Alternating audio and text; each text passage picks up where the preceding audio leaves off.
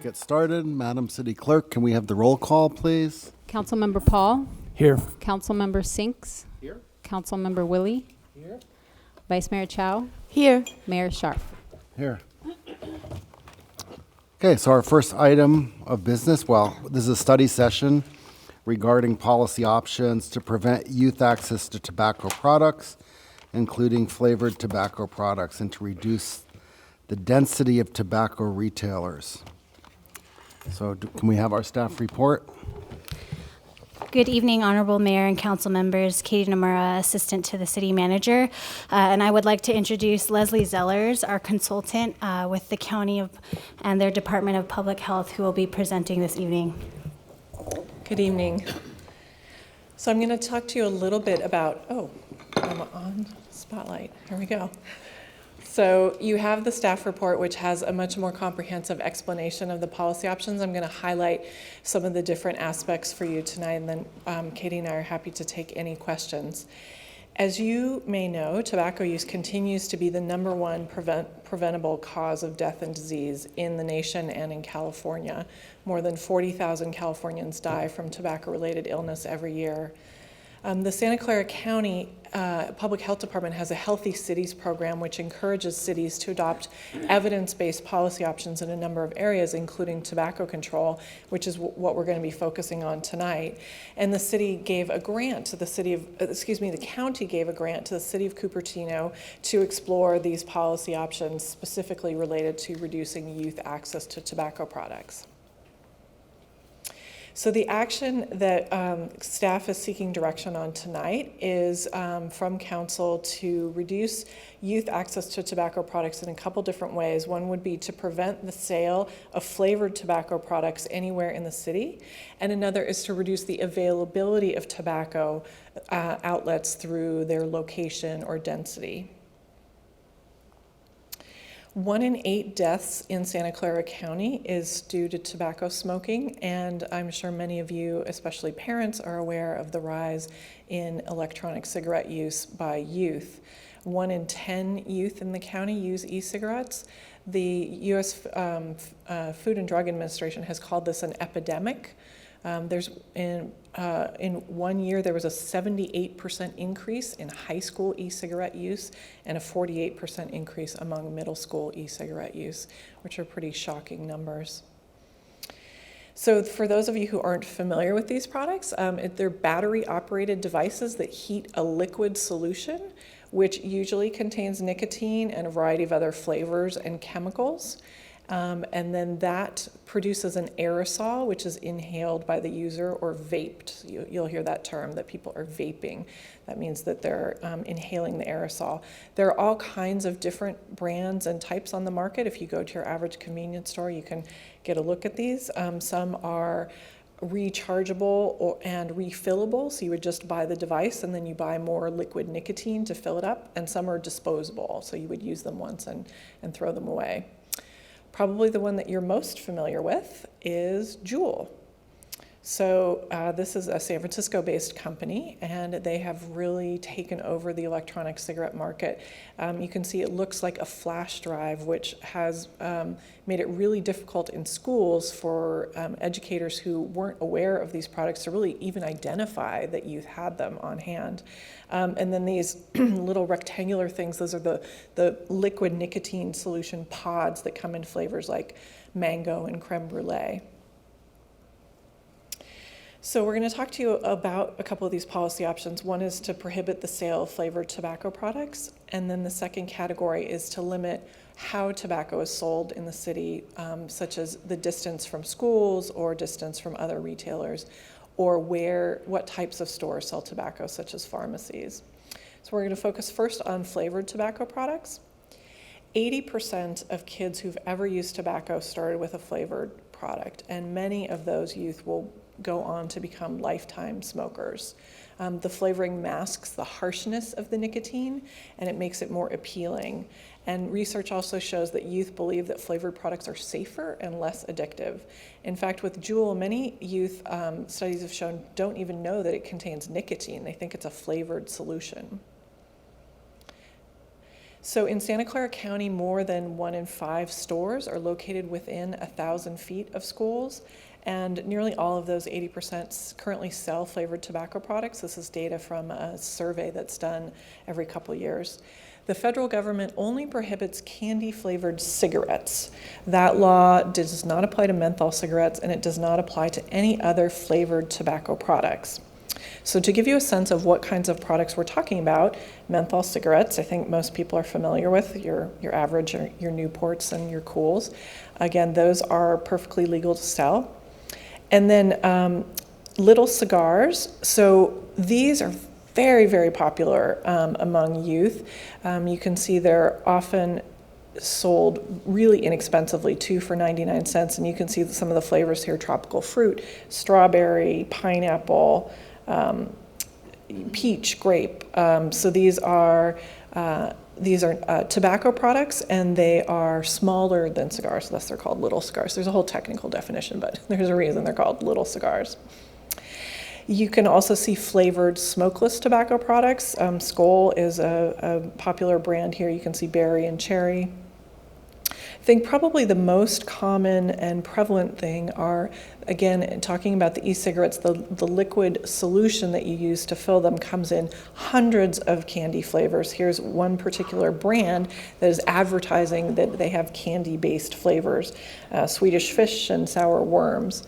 You can see a whole variety of these types of products on the market. You can go to the next slide. So here are some products that also resemble other existing products. Vape Main, you would think that that's lemonade, but you can see down there the 3 milligrams, that's the nicotine content.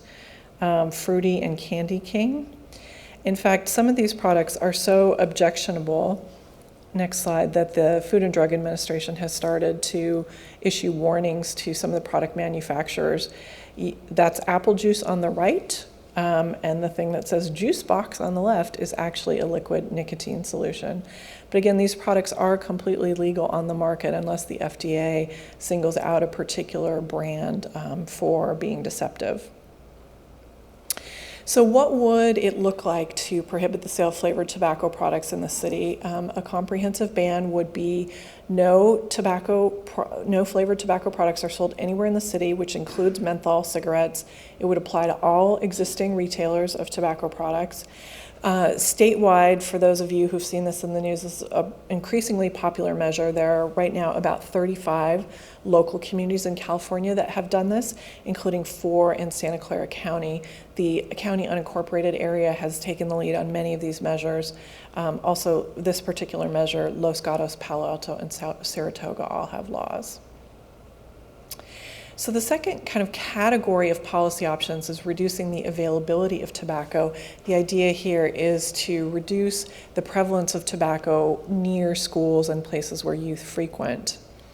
And the reason that that's important is, you can go to the next one. Well, first I'm going to describe, so there are a couple different ways that you could do this. The most common is for communities to create a buffer zone around schools. So you're mapping out where's the school, and then within 1,000 feet, no new tobacco retailers are allowed to open there. This generally grandfathers in existing retailers, so it relies on attrition for those to go out of business. Other ways that communities have done this, which you can do in tandem or as an alternative, is the location near other retailers. Do you have, are there too many retailers clustered together? Or you can cap them based on population density and think about how many outlets does the population of Cupertino need in order to access tobacco products. So here's just a graphic from a nonprofit called Change Lab Solutions, which illustrates some of these policy options. From the top left, you could cap the number of retailers based on a particular area or population size. The top right shows a buffer zone distance from schools. And then on the bottom right, the last policy option I'll talk about is prohibiting the sale of tobacco in pharmacies. So why is this important? We know from research that a high density of tobacco retailers is associated with higher youth smoking rates. and that tobacco retailers near schools are more likely to have lower priced cigarette products and more in-store advertising and promotions. There are approximately 50 laws statewide around this from local governments, including 5 in Santa Clara County, the communities I mentioned earlier, and as well as Gilroy. So the last option is to prohibit the sale of tobacco products in pharmacies. There are 23 local laws on this in California, including 4 in Santa Clara County. The idea behind this strategy, public health groups advocate for this, is in part it sends a mixed message for consumers. The photo on the next page, particularly if I'm someone trying to quit smoking and I'm going to my local drugstore for a cessation product, it happens to be right next to the tobacco products, which creates a queue for me to buy cigarettes again. And also, pharmacies are really in the business of improving people's health. Many of you may know that CVS, as a corporate policy, decided that it would stop selling tobacco products, and so they've made that decision, but the other pharmacies have not taken that step. So in your packet of materials, you have some information from Fremont Unified High School District. Their Board of Trustees adopted a resolution highlighting the problem of particularly e-cigarettes among youth and their students, and calling on the city to prohibit the sale of flavored tobacco products and reduce retailer density, particularly around schools. Based on the direction from council, staff would get additional input from the community about these policy options, presentations to the Teen Commission and the Public Safety Commission to get their input. We would do an online survey about these policy options to see what people's opinion is and their general knowledge of the topic. Host some community forums that would obviously be advertised to tobacco retailers so we could get their point of view, and also involve the schools, as well as conducting mailers. And the cost of the outreach would be covered by the grant that the city has received from Santa Clara County. So one of the common questions policymakers have is, how do these policies work? So you could adopt any or all of these measures as independent additions to the municipal code. Just as Cupertino now bans the sale of flavored tobacco products. The more common way that communities have done this is part of a local license to sell tobacco products. The state of California already requires a license, but more than 150 local governments also require a local license. And the idea is that allows for local enforcement. The retailer pays a fee that supports the program administration and implementation. And actually the county health department has a program where if the city adopts policies that mirror what the county has adopted, it will enter into an agreement with the city to enforce the retailer ordinance through the county environmental health department. So the fee that retailers charge would go to the county, and then the county would administer and implement the program. There's also generally a phase-in period. So for example, for flavored tobacco products, there would be, for example, a 6-month phase-in period to give retailers time to sell down their existing stock. And then of course, additional education would be conducted during that time. And I think some of the questions that have come up beforehand is, as you may know, it's already illegal to sell tobacco products to minors, but based on surveys and compliance checks that have been done, not all retailers are following that law. And California in the last couple of years increased the sales age from 18 to 21, and particularly the sales to 18 and 19-year-olds are shockingly high, which means that these retailers are not all checking identification. So these are additional measures that the County Public Health Department recommends in order to reduce youth access to tobacco. Happy to take any questions. Do we have any cards from the public? So first we'll do these, then we'll bring it back. Sure. And then really briefly, we also have a short presentation from the Tobacco Free Coalition, Breathe California, who works with the county. It's 5 minutes. We can either do it before or after. Okay, yeah, let's do that now. Good evening, Your Honor. Good evening, council members. My name is Tanya Payapalli, and I'm the project director for Breathe California Tobacco Prevention Services.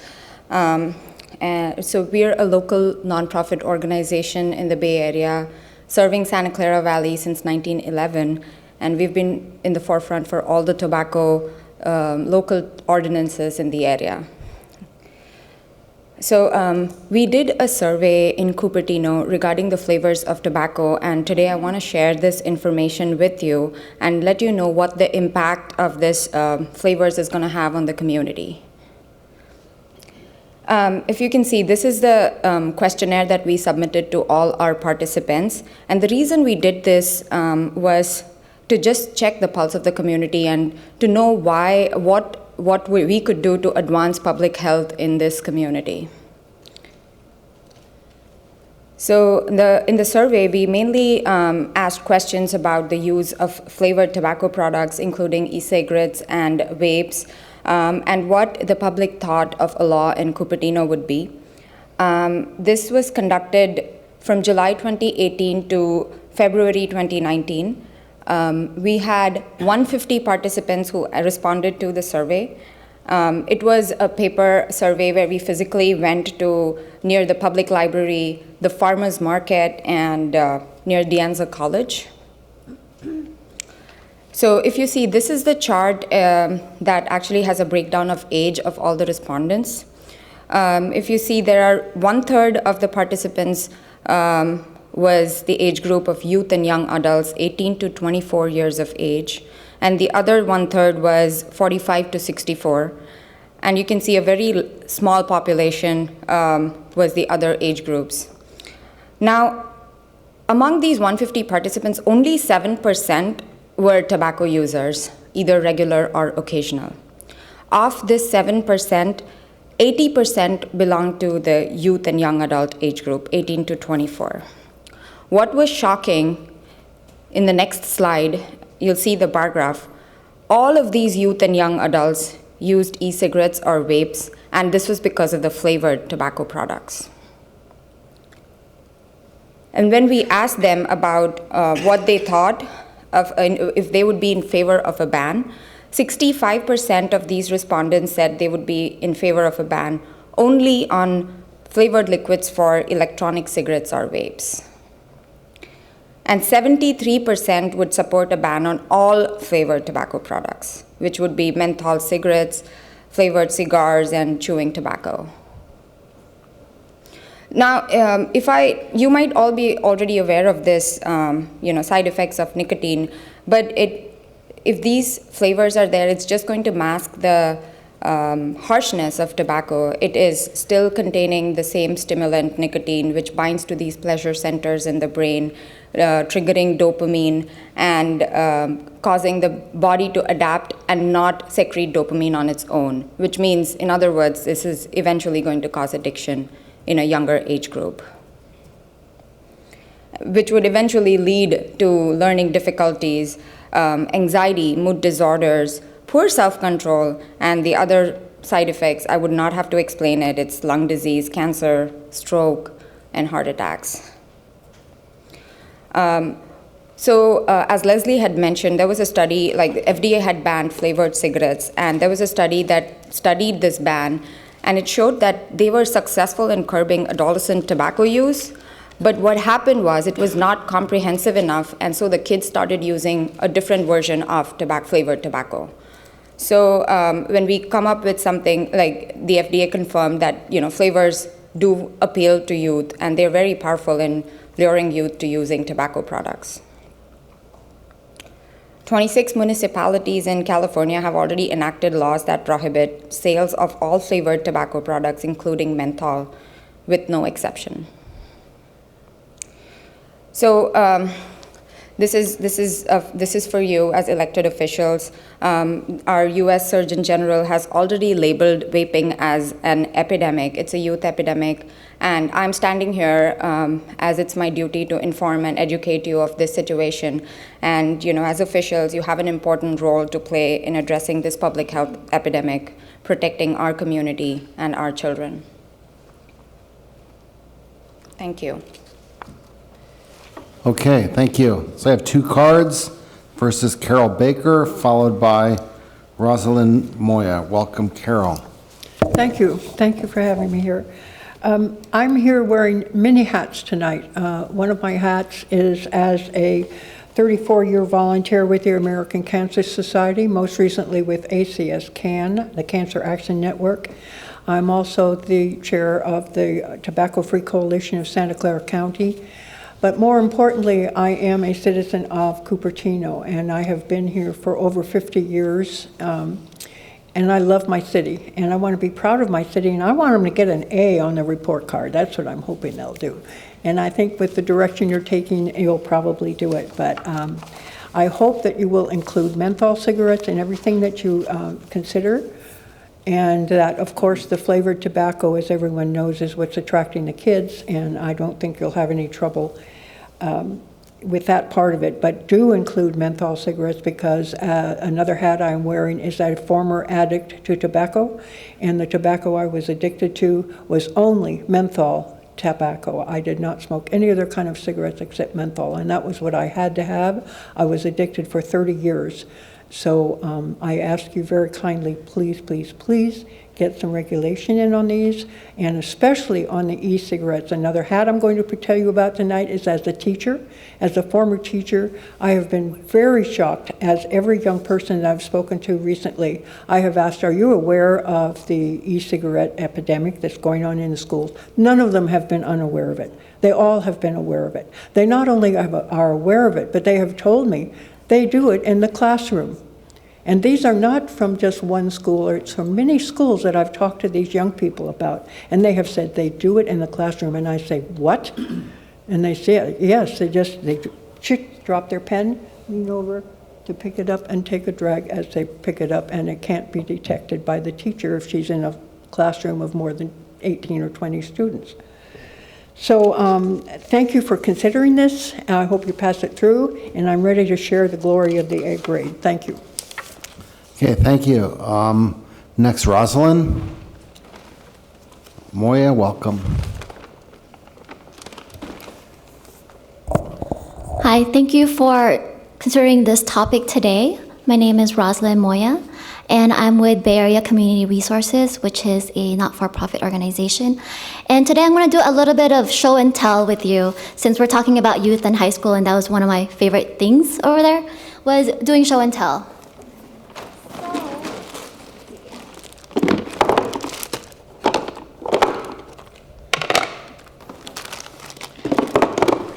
And the first one I'd like to show you is basically a sample of the e-juices. This one, and this is a sample of a candy. So if you look at the similarities, right? You look at the font, it's kind of the same font. This one is called Sour Patch Kids. This one is Candy King Batch. The colors are the same. And as I was told, the flavors are similar to, it has that sweet and sour type of smell. And so it just kind of shows, like, if I show this to a little kid, they won't know the difference. Which one is candy, which one is e-juice. So I'll put that there. And I just want to mention, I also bought that within 1,000 feet of schools. I have another one here, also flavored tobacco. This one is a Maui pineapple. It's about $1.49 for 2 of these. This one's about $1 for a peach mango. And this one is a pack of cigars.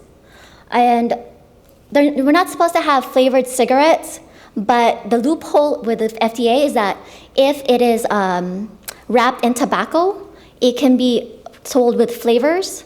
And this one actually is a pack of cigars, and it was sold for about $2.50, versus a pack of cigarettes is about $5 on the cheap side, but average about $7 to $8.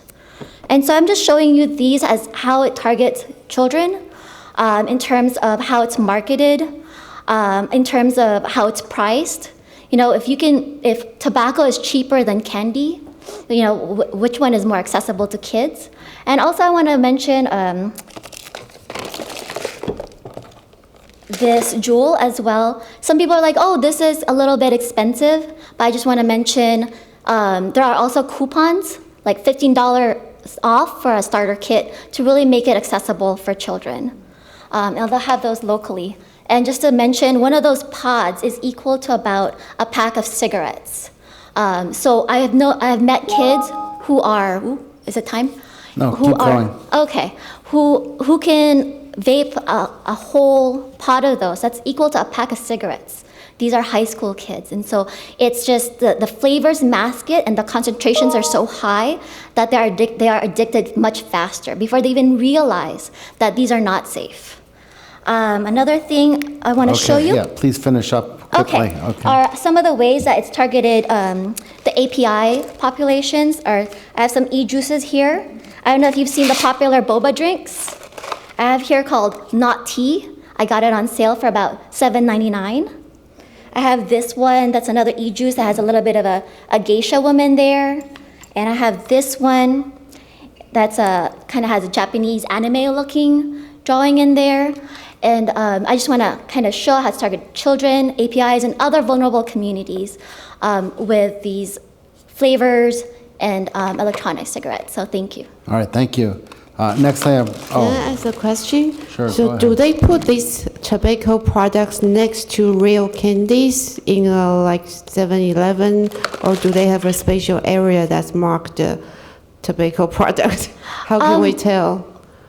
When I have helped do surveys, that survey kind of how the retail space is done with tobacco. A lot of them are within about 5 feet of candies, so sometimes it's hard to tell them apart.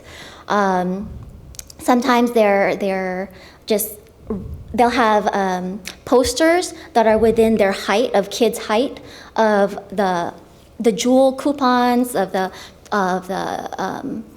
marketing of the tobacco in the stores.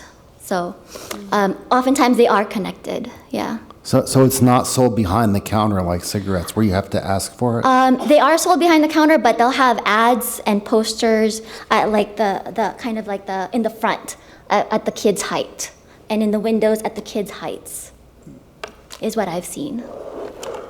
Okay, thank you. Next we have Randy Wang. I think I said that right. Welcome. Good evening. My name is Randy Wong, and like Tanya, I also am at Breathe California. And I just wanted to mention, among the many things that we do at Breathe California is tobacco prevention education in schools around the area, and also some quit smoking services throughout the Bay Area. And one thing that I really wanted to point out is just across the decades, when it comes to tobacco use, I think we as a society have done such a good job at really reducing the burden of tobacco, both in the health impacts and also the really real and severe economic impacts from tobacco use and all the disease that is caused. But I really do want to mention that that is a testament to a lot of the good efforts of parents and teachers and community members and elected officials. But this issue of flavored tobacco, it really is something where tobacco companies have found some way to be able to do a runaround all of those great efforts that people in the community are doing to reduce tobacco use. Having these flavors, some of the ones that you've just seen, that really just seem to pop out to appeal to kids, really, are leading to kind of a resurgence in tobacco use among our youth. And so it's just something that I think, it's quite important to mention. And in particular, when it comes to Asian Americans, I think we've heard a lot about menthol cigarettes already. But one thing that I would mention is that even though we might think of menthol cigarettes as being historically targeted towards certain particular racial and ethnic groups, for Asian Americans, among the teens, Asian American teens who do smoke, about 6 out of 10 of those teens who smoke, cigarettes, smoke menthol cigarettes. So menthol is really a key flavor that really helps to draw kids into smoking, including Asian Americans. And then furthermore, I think you've seen, today some of the examples of other products that, especially flavored electronic cigarette liquids that really appeal to kids. Thank you. Okay, thank you. That's all the cards I have, so we'll bring it back to council for comments. Do you want to start, John?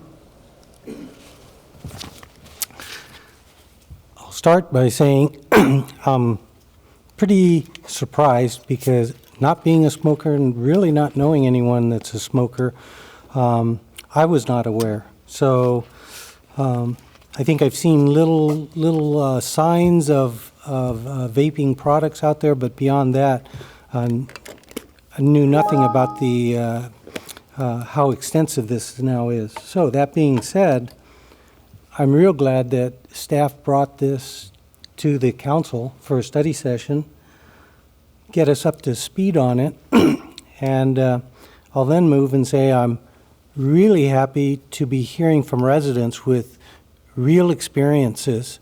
I mean, those samples that you're showing go far beyond a few view graphs as to what's out there. You know, I have 3 kids. Wow, I had no idea that things that look like candy are almost within arm's reach, behind counters, but glass display cases. That being said, I'm surprised at how quick this thing has grown, unless it's been festering for a while, how quick it's grown, which I think means that we also have to be quick before it's too ingrained into the community and into the kids, because it's going to go from kids to kids to kids to kids. So that being said, in staff's presentation about the outreach, great. First and foremost, I always want to hear from the residents. I need to know what they support, what they don't support, how strong should the controls be that we put in place. So I will be really hoping that the outreach is very extensive. Yes, include mailers at the cost that gets incurred, but this is important. Making it visible at the parks and places where we have city events. I didn't know about it, so I'm assuming that there's a lot of other people that don't know about it, and we should be making sure they know and then ask them to what degree should we be coming up with measures to address it. So I guess I say thank you to staff, thank you to the residents, thank you to California Breathe. Every bit helps. Thanks. Okay, Darcy. A couple of questions for staff. First, in Cupertino, if we were to conduct a ban on certain of these products, would we need the adult store exception, or do we just not have those types of places in our city? From what we could tell, having an adult store exemption wouldn't really impact us, as we didn't see that type of location in our jurisdiction. Also, it would probably be beneficial to not have exemptions as much as possible, but if you wanted to explore that, we can. Right. I mean, I just, I know what people typically think of, when that connotation arises, but I mean, could it be a tobacco-themed store, like a cigar shop, or, I know we don't have a cigar shop or a hookah lounge or anything like that, but could there be other types of establishments that might be would, impacted? Right. Well, anyway, that's, if you don't know for sure, then maybe just a follow-up with regard to. Leslie, are there other types of stores other than the specific, like hookah lounge or adult-only cigar shop, that might be impacted if we don't exempt adult-only stores? Not as far as we can tell. No. Okay. And also, just to add, some cities that have exempted adult-only stores have seen more of those stores open after the law was passed. So it's a way of kind of encouraging those stores to come to your community, which is not necessarily the outcome you want. Right, and I don't know if we have ordinance regulating, those types of establishments in our city, but, it would definitely be something to consider. Mm-hmm. You don't want the unintended consequence to be there. I noticed that in the ban on e-cigarettes, and it's not a long list, so I'll just read it out: menthol, little cigars, smokeless tobacco products, components and accessories, as well as products marketed as flavored. Our neighboring jurisdiction of Saratoga decided to keep menthol out of it.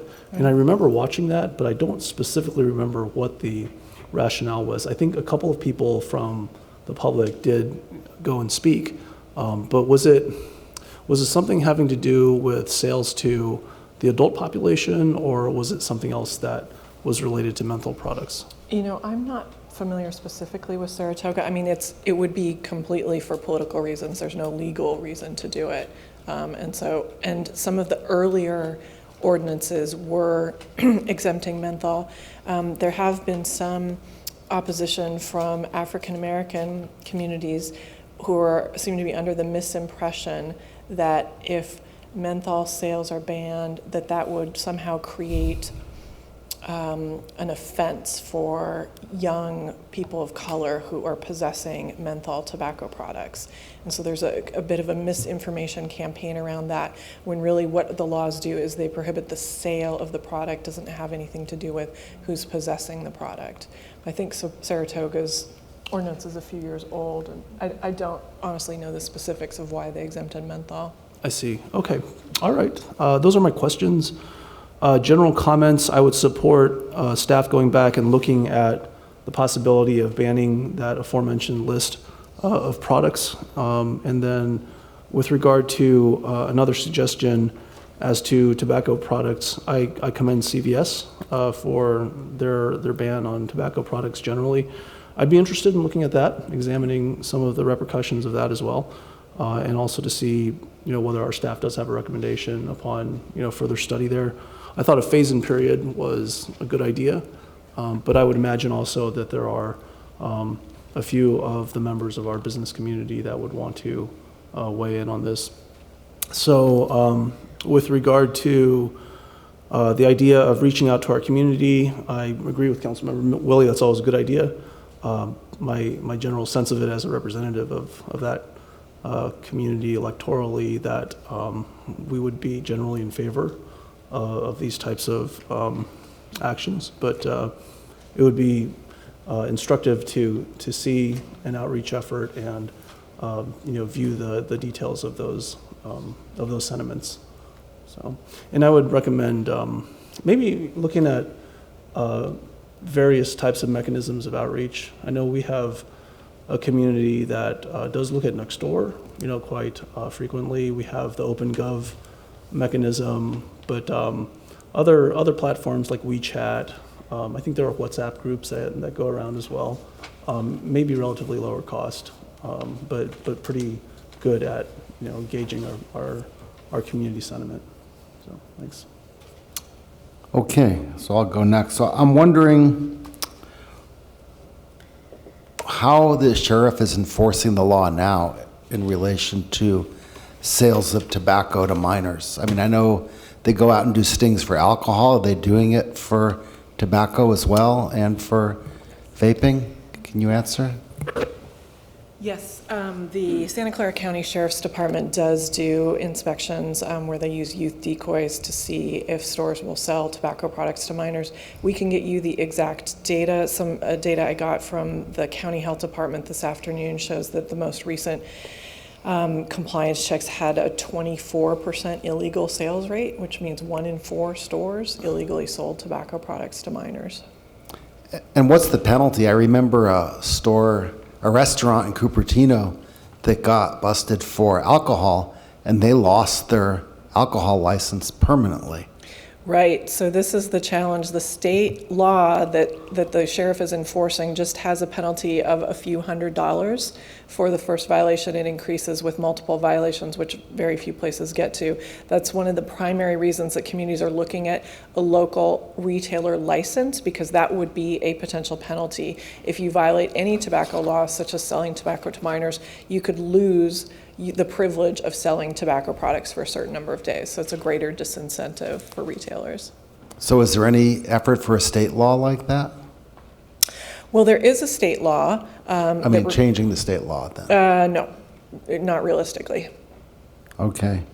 And then I was wondering, I looked at the list of cities, and I know for our recreational marijuana, I know Mountain View sells it, San Jose sells it. Yeah. But Cupertino, Saratoga, I believe Sunnyvale, it's all banned. Right. So what is the effort in our neighboring cities?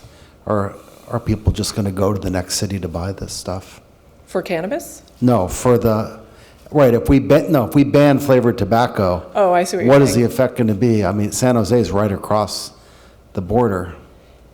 Right. Well, I think this is part of why the county has this Healthy Cities campaign, which is really encouraging all the cities in the county to eventually adopt this. So multiple cities are looking at this.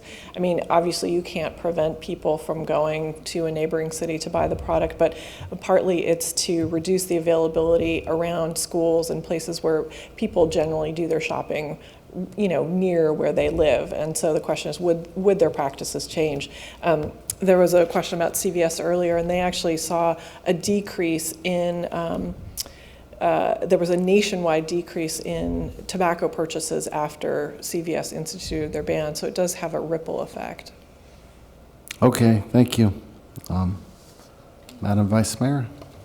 So, so does the county law right now, it says that the county says they need to renew their license annually. So if in case they had any violation, do they allow them to renew the license or do they revoke right now? The way it works is it's just like your average business license. You would renew it and you would submit the paperwork to the city saying, my license is up, I'm going to renew it.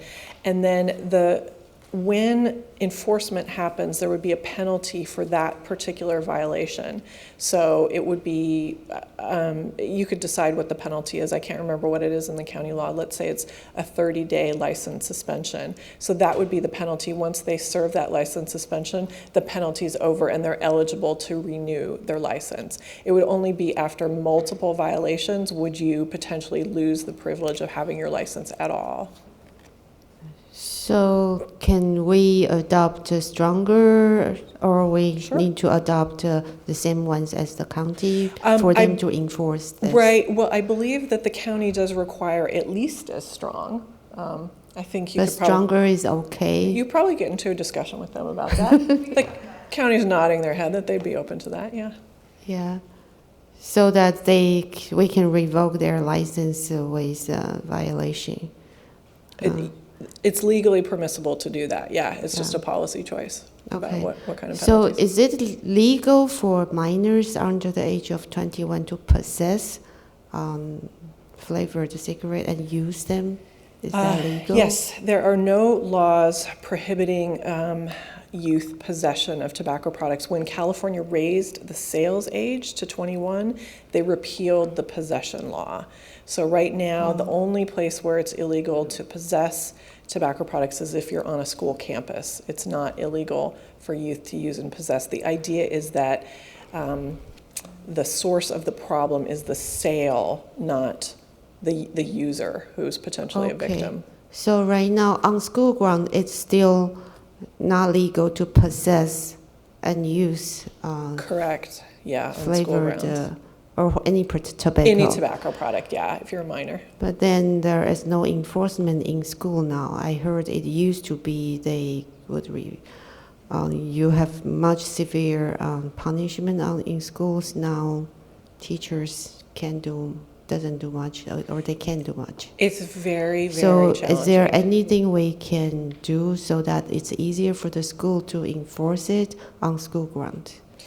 Well, I think that would be something to definitely ask about in the outreach, to really talk to schools about what do they think the best solution is. I mean, I think it was interesting that the Fremont Unified School District asked the city to adopt these policy options that would help support what they're doing. I mean, I know just anecdotally in talking to schools, they are confiscating so many of these products, and it's really challenging for them to figure out the appropriate penalties for youth who are potentially addicted to a product. So if they are confiscating, that means what's the consequence when they are confiscated now? Do you know, or does the county have any recommendation to the school districts? I think that's a school-by-school policy. That's not a law issue, so I'm not sure. I think each school decides what the consequences are. So apparently not enough to curtail the use of the product. Okay. So, but then there are, even if we ban the flavored tobacco in Cupertino, any adult who wants to use, they can still order online, even youth, right? Yes, absolutely, yes. So if we adopt the county policy similar to county, what will be our grade for the I did the math. Because there are some things that's not covered by the county Yeah. policy. Well, so what you're referring to is the American Lung Association gives letter grades, and Cupertino. So there's two different things. Yeah. Oh. So the American Lung Association has list of policy. Yeah. So that's the Oh, healthy. this is not the letter grade. Oh, the letter grade is the other one. Yeah. These two are different. They're different. So the Santa Clara County Healthy Cities Program has a dashboard, and right now Cupertino has fulfilled 4 of the 14 recommended policies. If the city adopted all of these, I'm trying to remember, I think we put that in the staff report, you would at least double it, I'm pretty sure, because it would be flavored tobacco, expanding the definition of tobacco products, locations near schools. So you would be more than half of the recommended policies under the county. And then the American Lung Association gives actual letter grades, and Cupertino's overall D or F. Yeah, it's an F. No, it's an F in certain areas and a D in certain areas. If you adopted tobacco, the way the math works on that, you'd at least get a C. Only a C? Only a C. I know. I was quite surprised when I did the calculations. I think in order to be higher than a C, you have to look at smoke-free multi-unit housing, which is another area entirely. But because of the way they're grading it, tobacco retailer licensing, you get a certain number of points, and then you get a few bonus points for some of these issues. So we could take a look again and see. So maybe beyond the county, maybe we should also look at these other recommendations from the Healthy Cities program, and what other things we need to get an A, at least consider. Absolutely. Those. Yeah. Okay, thank you. Thanks. Can you buy this stuff online? I'm looking at Google Shopping. Yes. And I'm sitting here looking at Amazon, and I see cases for these products, but I don't see the products themselves. So it is possible to order them online. It is possible to buy online. They're supposed to be age-verified websites. Yeah. So you have to prove that You'd have to know what those specialty sites were. Yeah. So I really appreciate, when Ken Yeager was supervisor, he did a lot in trying to promote a healthier county and healthy communities, and I know supported these programs. And I think we should take a lead from the county, do the outreach we ought to do. How many retailers, and who are those retailers in the city right now? I can't imagine there's a lot of them. We have about 20. Yeah, okay. Can you name It's some? it's mostly gas stations and some grocery stores and pharmacy 7-Elevens, locations. that kind of thing? Yeah, exactly. Convenience stores, Okay. yeah. Well, I think we ought to do the outreach, and then I think we ought to seriously consider adopting the county's program here, and which to me would also include a local license, which would give us the ability to collect some funds to have better enforcement. I can well appreciate the sheriff with the funds we have, can't do very much. But given the epidemic that's going on here, it seems like we ought to be taking some action on this. And I mean, it really is eye-opening. I mean, I go into some of these stores and I don't look at the packaging. Yeah. It just never draws my eye. I have no idea, right? I would not buy the candy, and I wouldn't buy the vaping stuff. But obviously, we have a serious problem, and I think we should do the outreach and then consider adopting county measures that would help us, which would include a local license to help us with program and enforcement. So that's where I'm at. Thank you. So I have one more question. Yeah. What is the reason for the weak state laws? Is it similar to the thing with the sugared soft drinks where you have the lobby Yeah. coming in and threatening? Yeah, so the tobacco industry historically is more powerful at the federal government and the state government than local governments, which is how California has adopted all of its tobacco control policies. They've all started at the local level. Smoke-free restaurants started at the local level, smoke-free bars, tobacco retailer licensing, and eventually when enough jurisdictions adopt it, then the state has enough political pressure. But there was a bill, there were actually a couple bills in the legislature this year to ban the sale of flavored tobacco products, and the author of the primary one pulled it after there was too much interference from e-cigarette companies, particularly Juul, to water down the bill. So he felt that it wasn't strong enough to continue, and he didn't have sufficient political support. Right. Okay, thank you. That's So too bad our state legislators are not doing productive things. can we get more information about current enforcement efforts in our high schools? I guess maybe middle schools also.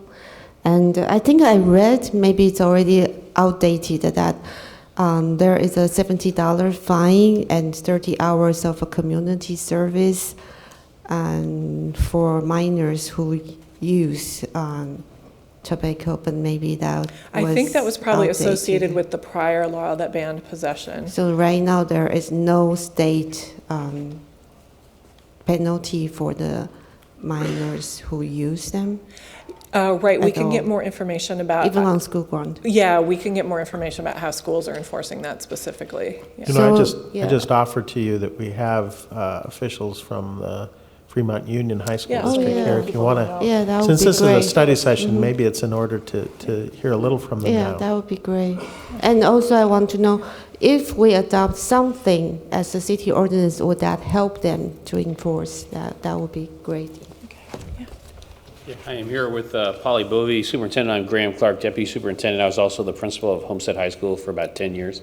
But you know, tobacco products and vaping has been an age-old problem. You know, smoking in a bathroom is something that we always dealt with. Actually, when I was in high school, that happened. But when I was a principal, that happened. The hard thing about vaping, though, is you can't smell it. And you know, with cigarettes and with marijuana, when you had a student that had been smoking, even had it been like 15 minutes ago, you still have the smell, or you could smell their backpack and smell it. So it's a little harder with vaping. But we have modified all of our tobacco use policies to include vaping, you know, products, nicotine products, and we would treat them the same way. You know, in the past, we did more suspension. I think some of our consequences these days include more counseling. We actually have classes to encourage students not to do that. And other forms of intervention, suspension would be a last resort, but when we find it, we do react proactively to it. And if we suspect it's going on, I mean, we can't search backpacks and lockers for no reason. We have to have a probable cause to do that. But when we've got indication that they might have been doing that, we would certainly look in those. And if we find it, we confiscate it. A lot of our deans and assistant principals do have large caches of things which they have, you know, confiscated. What we've learned actually is some of the products are designed to be, like I think one of your speakers mentioned, to be very hard to detect. Actually, they're like a little lace that you would have in like in a pullover jacket. It's kind of something that you can just go like that and just very nonchalantly, you know, smoke or, you know, vape it. And then since it's, you know, we have smoke detectors and things like that, but since it's actually not smoke, it's a vapor, it wouldn't cause us necessarily to go off. But, you know, that it is something our principals have acknowledged that it's a growing problem. They've seen a lot more of it over the last 3 or 4 years. We've actually checked our local stores, and I think in general we found they are in compliance with the current rules. Most of the products are behind the counter, and they seem to be aware of the laws as far as we could tell, because we had heard that they might be just going to the 7-Eleven or local stores nearby. I don't really think that's happening. It might be more mail order, but like with anything else, you could always have an older relative buy it for you and provide it to you, so that's another way they can get around it. Yeah, I just would concur with all of what Graham said. Our principals see this as a very serious concern. That's why we sent the letter your way. And they're looking for some support from the city to try to help us control this. Certainly, I think if kids are going to get it, they're going to get it close to school. I don't think their parents are necessarily going to buy it for them. That doesn't sound right. And they're coming up with more and more clever ways to conceal these vapes, like he was saying, the little string in your hoodie, the zipper on a jacket, something on a backpack, so that it really is not something that we could easily detect. When we do, if these kids are addicted, as you've heard, the product is very concentrated and the addiction happens quickly, we feel that it's better to address the addiction and really try to get kids to stop. Just a punitive measure, if you really have an addicted child, is not necessarily going to be effective. So I think I just heard two different things. One of you said they're in compliance and they may be getting it from older relatives or Yes. online, and someone else said that's No, I'm not being saying- bought. I said okay. parents wouldn't be buying it. That doesn't mean an Okay. older sibling or a friend who's 19 wouldn't be helping kids do that. We know that happens with alcohol, right? Well, so you have to be 19 or you have to be 21 to Whatever the buy age it? is, we would be finding someone Okay. of age to do it, and I think that No, happens. I mean, I'm not objecting to passing an ordinance. I'm just worried about how effective it would be. Yeah, Well, it sounds like it will have no impact because they are likely not getting it from stores now. So they can get their hands on I think the way cannabis even when it was illegal. Yeah, I think So that's- the way they might get it from the stores would be this. I don't think the stores are directly selling that to them, but it would be the same thing as alcohol. They could find an older person going into the store and say, hey, would you please buy this for me? yes. That's commonly happening. I think that could happen with the vaping products and cigarettes. So I think that you're not going to means find a what we solution that's do 100%. You're not what going we to do find a won't solution do that's much, 100%. right? This is an incremental So, help. so then the question would be, is there something that the city can help with enforcement? I mean, of course, we don't want to suspend them. We want to help them to overcome this. But then is there some way we can help? It feels like whatever we adopt today won't help because that we are only addressing the sale of the product. I think it would be helpful for children not to be able to implore somebody older to buy something at a local store and use it. It's So- not going to be, oh. it will not, I don't think there's anything you or any of us can do that will universally solve this problem. I think it's always incremental, and I think this is a step we believe that would be helpful. So how about advertisement? Can we control the advertisement like in gas I would stations in defer to other your attorney. places?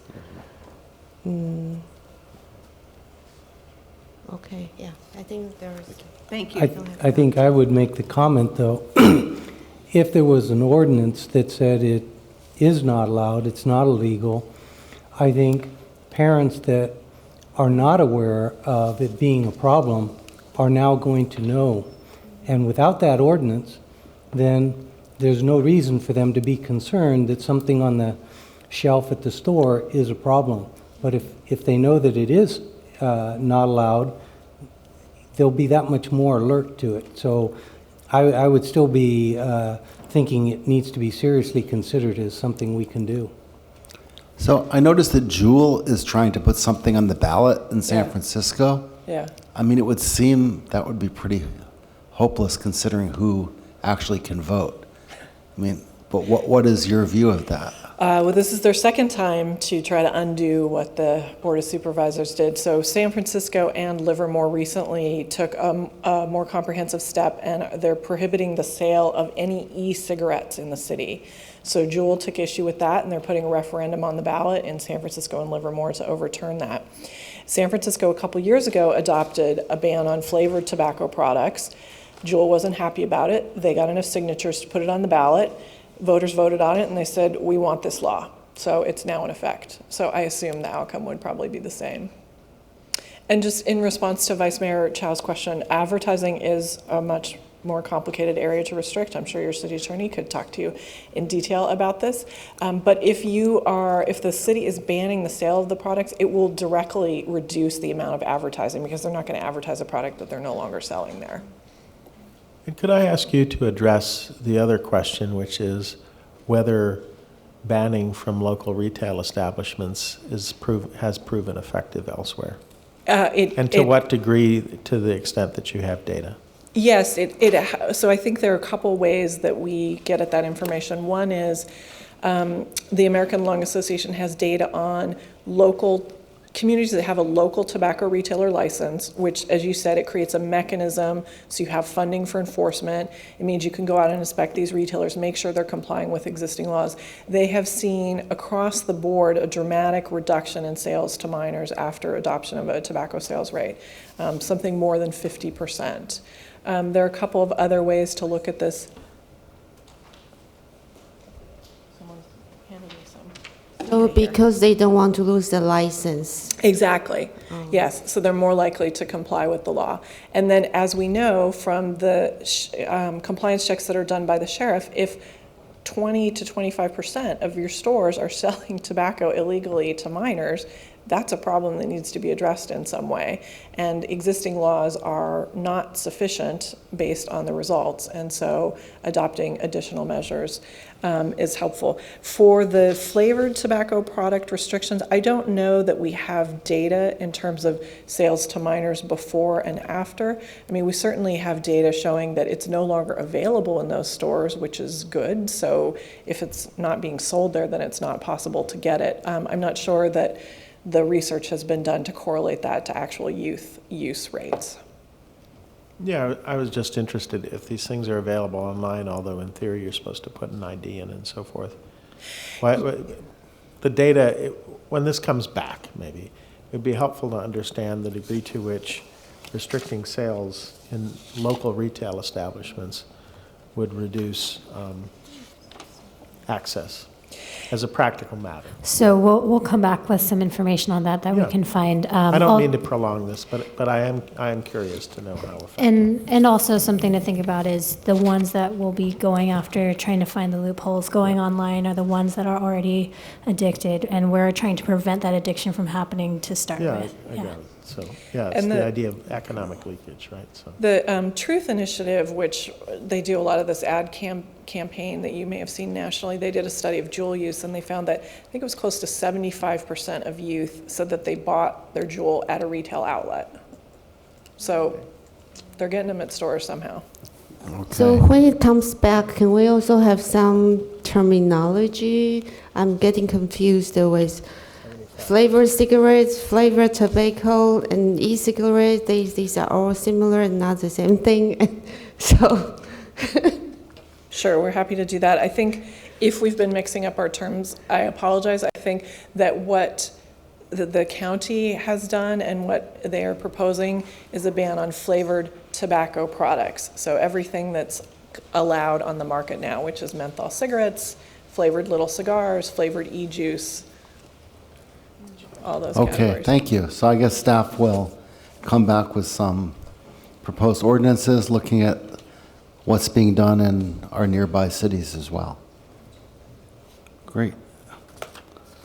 Okay, so that ends our study session, and our regular meeting will start in about 10 minutes. Thank you.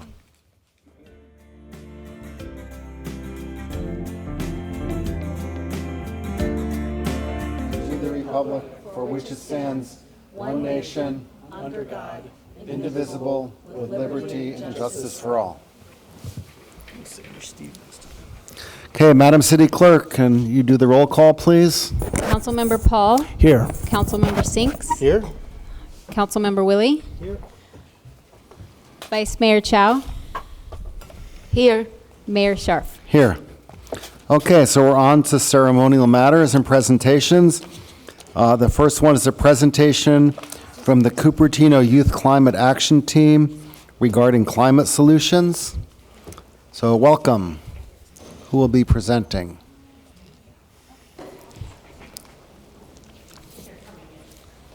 Okay.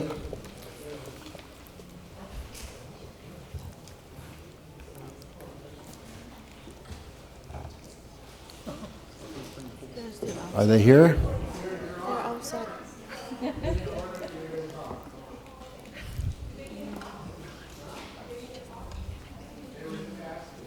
Okay.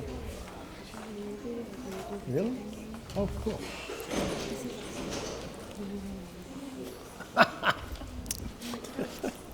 Okay, welcome, Youth Climate Action Summit.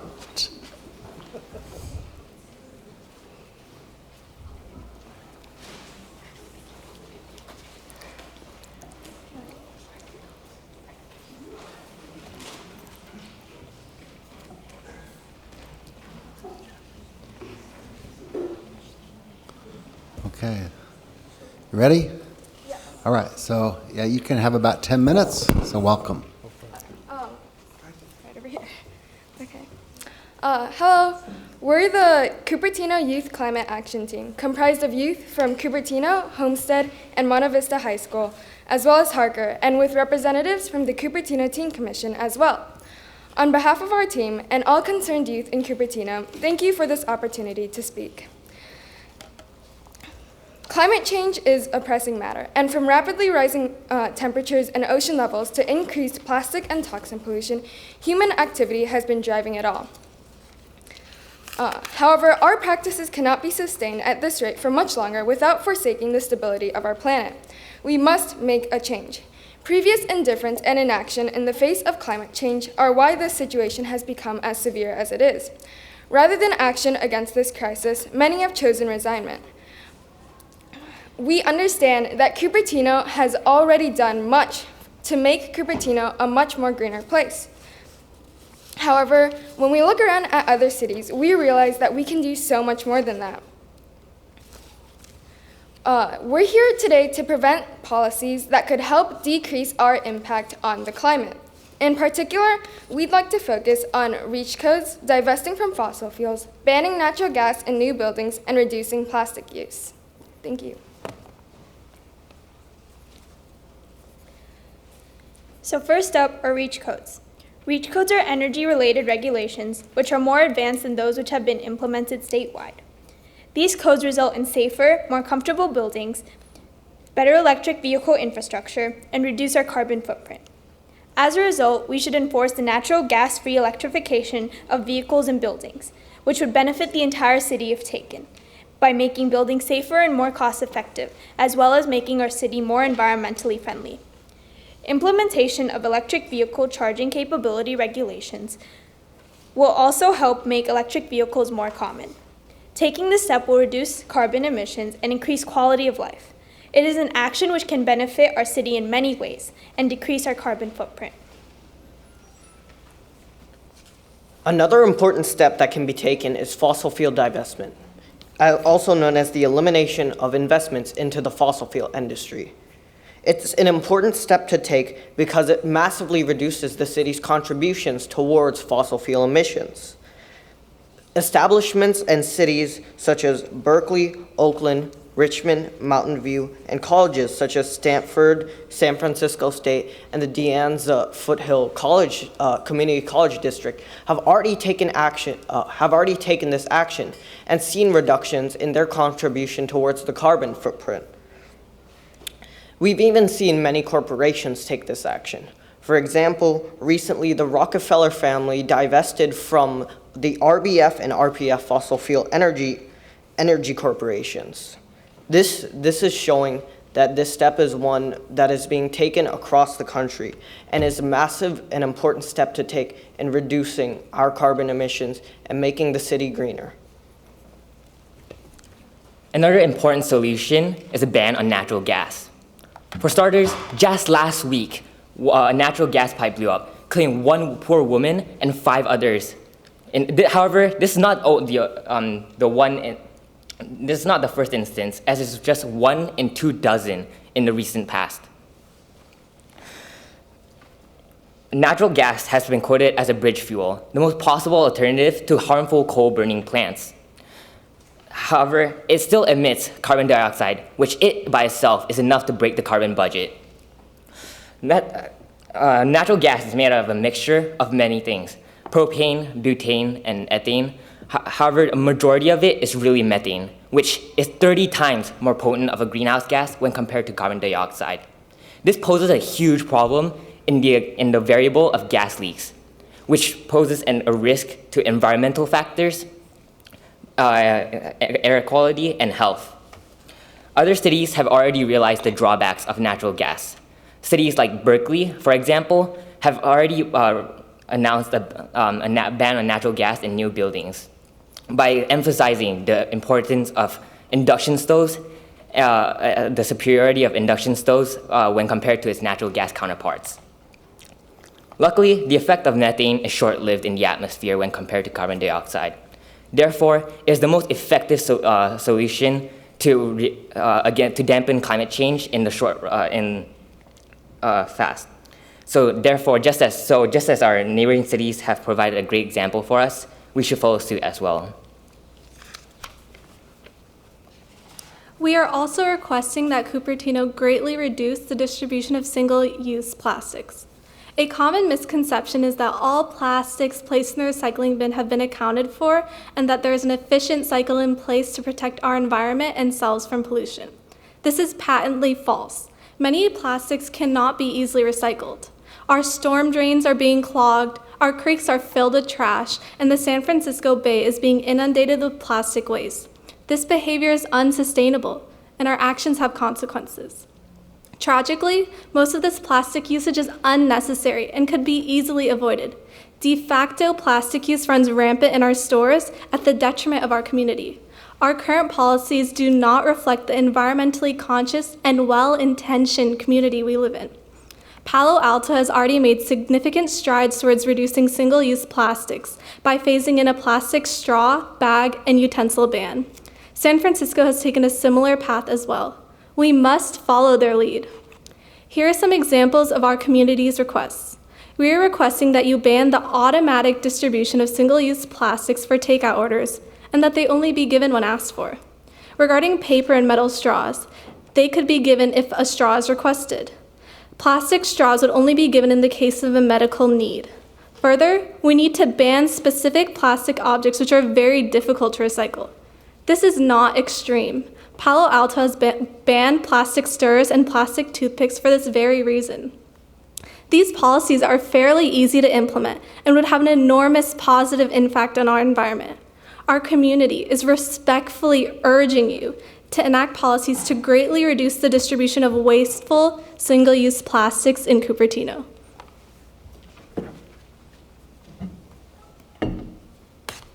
Esteemed council members, thank you for this opportunity to bring this problem in light before you.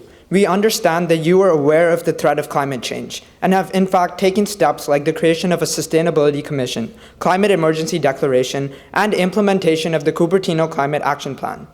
We believe, as stated in the Cupertino Climate Emergency Declaration, that the Earth is already too hot for safety, as attested by increased and intensifying wildfires, rising sea levels, floods, diseases, droughts, and extreme weather.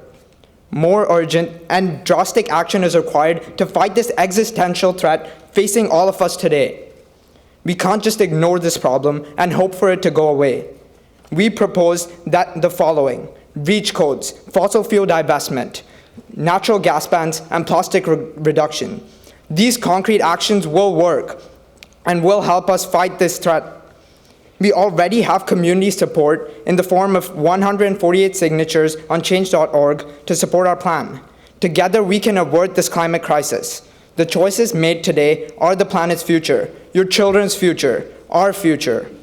We, in the heart of Silicon Valley, a place continuously pumping with innovation and ambition, need to do our part. Thank you. Okay, great. Okay, so before I bring it back to council, I've got some speaker cards, starting with Janet Walworth, followed by Perry Plantenberg, followed by Linda Sell.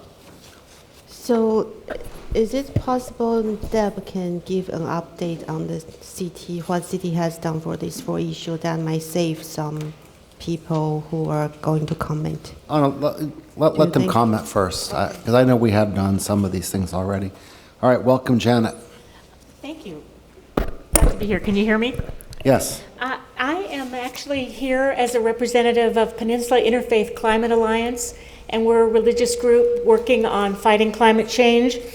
And let me just say 1 or 2 points about gas, and then let me talk about kind of the religious view of climate change. And that is, I totally echo everything that the former speakers have said, but I also wanted to point out that we live in earthquake country, and half of the fires that occur after an earthquake are from gas, either pipes that break or gas fires from houses where there's a problem with the gas connection.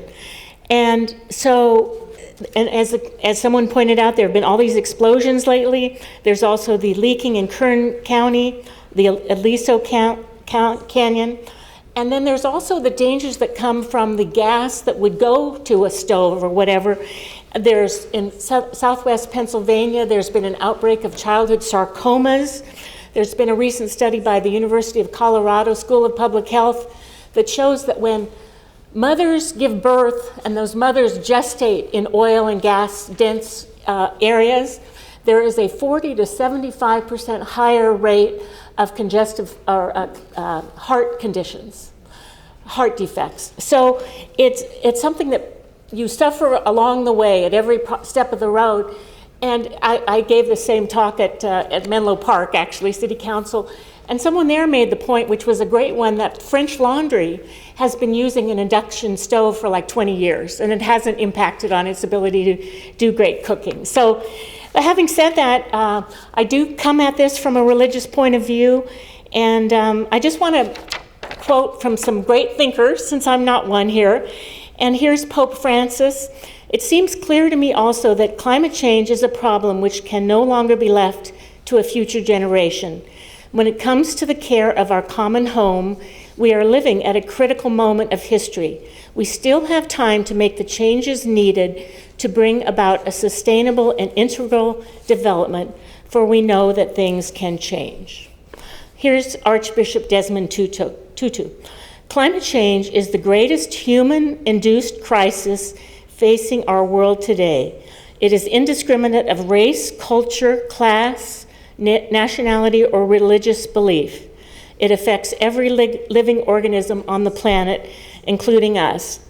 Then I'll just say one more. This is Rabbi David Saperstein, from the director of the Religious Action Center of Reform Judaism.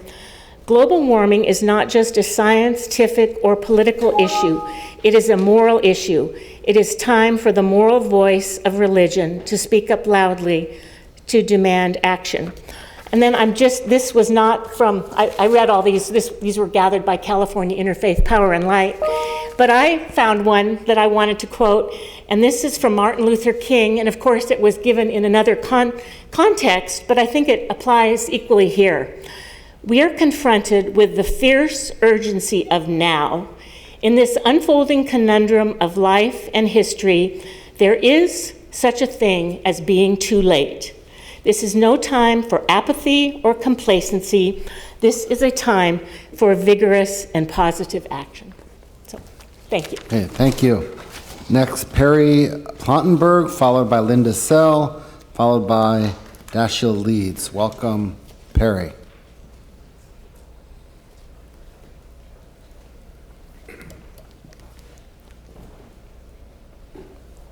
Can you hear me? Yes. Hi, I'm Perry. I'm 15 years old. And if I had to guess, I would speculate that most of you are here because you want to help people. I'm interested in policy too. I also want to help people. The problem is, I don't know if I'm going to have the chance. A couple of weeks ago, my friend asked me why I work so hard to combat climate change. She was wondering why I am willing to sacrifice my time, my sleep, and even my education for this cause. I thought about it for a moment, and then I replied with this. I do it so I have more time to spend with the people that I love. I want to have kids when I grow up. I want to sit down next to them and tell them the story of how we beat climate change. I want to laugh with them and make bad jokes and hear about their lives and ask, how was school, every afternoon when they come home.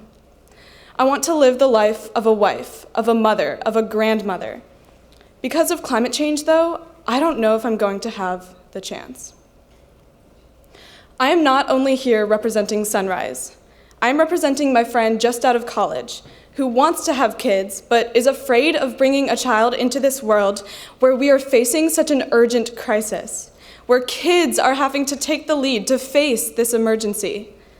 I am here representing youth around the world who want to have a future, because we need a future to be the future. Thank you. Thank you. Linda Sell, followed by Dashiell Leeds, followed by Don Whedon. Welcome, Linda. Hi. Thank you, Mayor and council members. My name is Linda Sell, and I've worked with Congressman Ro Khanna on local educational and environmental initiatives. I'm making comment on behalf of Ro Khanna. Here is his statement. I am honored and lucky to represent Cupertino and surrounding Silicon Valley cities. I am proud of the youth and the environmental groups who have gathered here to discuss climate solutions today. Please consider their input, because their input and your work at the city level is important to our future. Cities need to take drastic action and lead the way in transitioning us to carbon-free, renewable energy future. When cities lead, Congress will follow. I'm also working on climate solutions. In your support, building electrification, EV readiness, fossil fuel divestment will help build support for proactive environmental policy, which we are working to push through in Congress. With that, I'd like to ask you to follow the lead of the youth gathered here and prioritize the 4 environmental initiatives presented to you tonight. I believe that working on clean energy and green technology is about engaging our 21st century economy, especially here in the heart of Silicon Valley. China is responsible for 50% of the electric car vehicle market today. We, in contrast, have about 1%. China will reach 40% renewable energy by 2025, while we are predicted to reach only 18%. Addressing climate change is not just about the survival of our planet. Climate change is not just about preventing devastating disaster, but whoever wins the clean energy race, whoever creates new technologies, is going to lead the 21st century when it comes to our economic future. Surely you agree that the U.S. should lead the world 21st century technology and energy. Our state is the most successful economy in the U.S., and we are leading the way in showing that solar, wind, and renewable energy future is good economics. It is my hope in my work to make the case for an economic vision of clean technology policy. I look forward to having the Bay Area, our vision, your work, be the model for the country when it comes to clean, green energy future. Thank you very much. Hey, thank you, Linda. Next is Dacia Leeds, followed by Don Whedon, followed by Gary Latshaw. Welcome. I hope I pronounced your name right. Dashiell? Dashiell, yeah, that's good. Hello, my name is Dashiell Leeds. I'm a conservation assistant for the Sierra Club Loma Prieta chapter. I'd like to talk a little bit about 2 things. One is a gas phase out, and the second being a strong reach code. When it comes to natural gas, I think we should consider it as none other than a serious liability. Every piece of natural gas infrastructure that we build is going to become a liability to us that in the short term will cause really serious health impacts, and in the middle to long term will be something that we absolutely need to deal with. So when it comes to fighting climate change, let's make sure that we don't make the problem more difficult for us to solve, and let's sort of stop our bleeding now. In terms of the negative impacts of natural gas, it releases so much indoor air pollution in terms of carcinogens that just by using a gas cooker, you are actually setting EPA, or you are setting air pollution in your home that if recorded outside would be illegal according to EPA air standards. It's really serious. So we really hope that you add a natural gas phase out to your work plan as a new item. In the meantime, I would really ask you to consider implementing a strong reach code. Specifically, I think that including an electrification ready requirement in the reach code is essential because, inevitably we're going to have to tackle all of this existing gas infrastructure. So if our buildings are electrification ready, that's one more thing that we're not going to have to worry about in the future as much. Our chapter has sent a letter with our specific criteria for a strong REACH code and our request for a natural gas phase out. And we are open to working forward with you and with also with city staff. Thank you very much. Okay, thank you. Don Whedon, followed by Gary Latshaw, followed by Emily Fawn. Welcome, Don. Good evening. I'm Don Whedon. I'm a resident of Los Altos, and I was impressed tonight by the issues brought up by the youth. I'm a member of the Environmental Commission of the City of Los Altos and also a member of the board of Greentown Los Altos, but I'm here speaking on my own behalf tonight as the comments that I have have not been passed by either organization. But I did want to say a couple of things. The Environmental Commission of Los Altos is doing two things related to this subjects that the youth brought up. One, we are following a single-use foodware plastic ban ordinance that's being led by the City of Mountain View, and it's under the Santa Clara County Recycling and Waste Reduction Commission, and they're developing a model ordinance on foodware single-use plastic ban items. And so the Environmental Commission is watching that. The Environmental Commission has also taken a supporting stance to encourage the City of Los Altos to adopt REACH codes, those being developed by the Silicon Valley Clean Energy.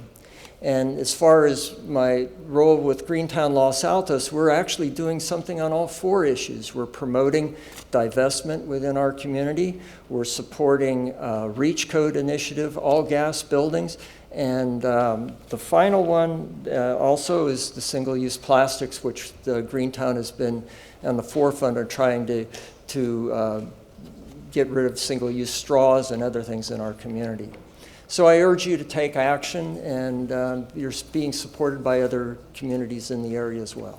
Thank you. Okay, so hopefully you meant all electric buildings, not all gas buildings. Yes, I did. Okay. Sorry. Thank you. Gary Latshaw, followed by Emily Fawn, followed by John Zhao. Welcome, Gary. Good evening. Could I have these projected? Sure. So I come to you, I'm on the Sustainability Commission, as I think many of you know, but this is I'm talking to myself, my own analysis, and those of the clubs and people I deal with. You have probably read in the paper that the latest IPCC report released in October 2018 requested that, or stated that mankind is going to have to start removing at great expense carbon dioxide from the atmosphere. Their concerns are largely connected to the fact that the Arctic ice is melting faster than people predicted. I got an email today from somebody that yesterday or the day before was the fastest melt in one day on record. This year might have the fastest melt, or the greatest melt since observations were made. What does this mean? The ice is like an ice box that's keeping gigatons, billions of tons of methane frozen beneath the sea.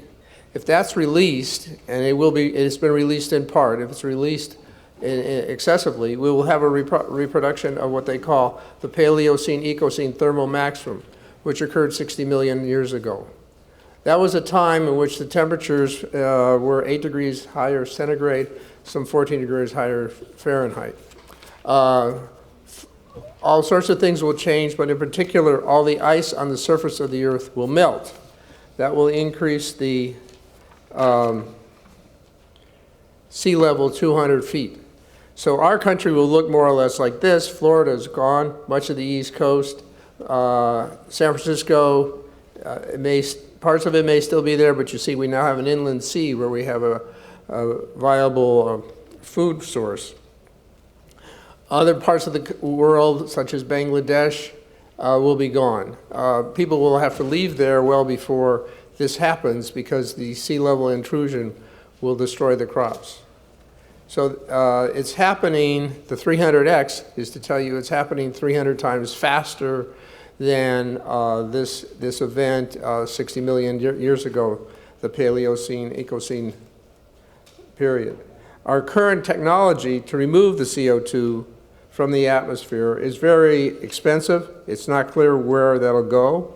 But just to put this in perspective, oh, I forgot how to tell you, I'm a grandfather of these 4 kids. She's feeling better. That was a bad day for her. But just, in 2015, the city emitted 28,000 metric tons of CO2. To get down to 0, we're still talking about megatons more. Ultimately, just for Cupertino, the bill at the current prices would be trillions of dollars. Thank you for your time, and please keep that in mind as you look at these proposals. Okay, thank you. Emily Fawn, followed by John Zhao, followed by Shiv Shah. Welcome, Emily.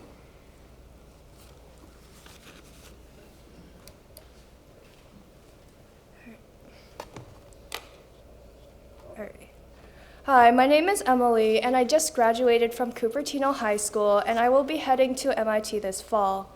I remember that as a young child, I would often bike around the neighborhood, blessed by the fresh air and mild temperatures. Lush lawns carpeted the land near the sidewalks. It was perfect. Little did I know that the lawns would turn brown because our water was in jeopardy. Climate change had contributed to one of our worst droughts. Little did I know that I would end up on a bike with a mask on to protect myself from the air around me, a gray blanket of toxic smoke. For 2 years in a row, what a stark contrast to the blissful childhood bike rides. The difference? Dry conditions exacerbated by climate change contributed to devastating wildfires that are deteriorating our quality of life. Well, first off, though, I would acknowledge the city of Cupertino for your efforts to making Cupertino greener thus far. However, as the youth mentioned, we must do more. We are in the heart of the Silicon Valley, a place continuously pumping with ambition and innovation. Instead of falling behind the efforts of other cities like Sunnyvale with extensive climate plans, we must be more ambitious. Last October, a United Nations report criticized by many leading climate scientists as overly conservative predicts that we only have until 2030 to limit devastating global warming, to keep temperatures below 2 degrees Celsius above pre-industrial levels, and avoid a climate change catastrophe with consequences including wildfires that by 2050 will burn twice the land as wildfires prior to this year. For us, this means that in the coming years, the smoky, toxic air we've experienced would become the norm. As one of the youth, Leon Jia, was quoted on National Geographic, as a citizen of America, I have the same right to life, liberty, and property as my forefathers. But what life do I have if I die 20 years early from carcinogenic smog? What liberty if I must stay indoors all day to avoid the stroke-inducing heat? What property if the land itself is burned to ash? And his words apply to all of us. That is why I support the Cupertino Youth Climate Action Team's proposal for the city to establish REACH codes, divest from fossil fuels, ban natural gas in new buildings, and reduce plastic use. For your life, liberty, and property, Cupertino needs to prioritize climate change as illustrated in your very own declaration for a state of climate emergency. Thank you so much for giving me this chance to speak to you.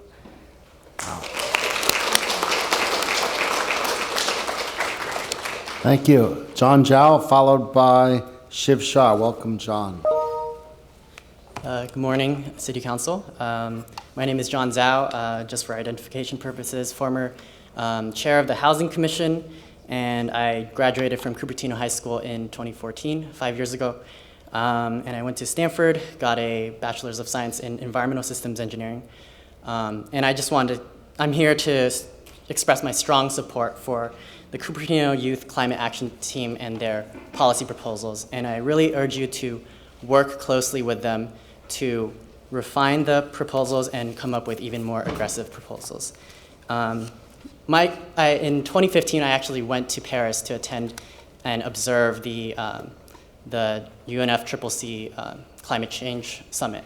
And I witnessed what was going on when they were coming up with the Paris Agreement. And I have to say that even though it was a landmark agreement, what I learned and observed was that it's not enough.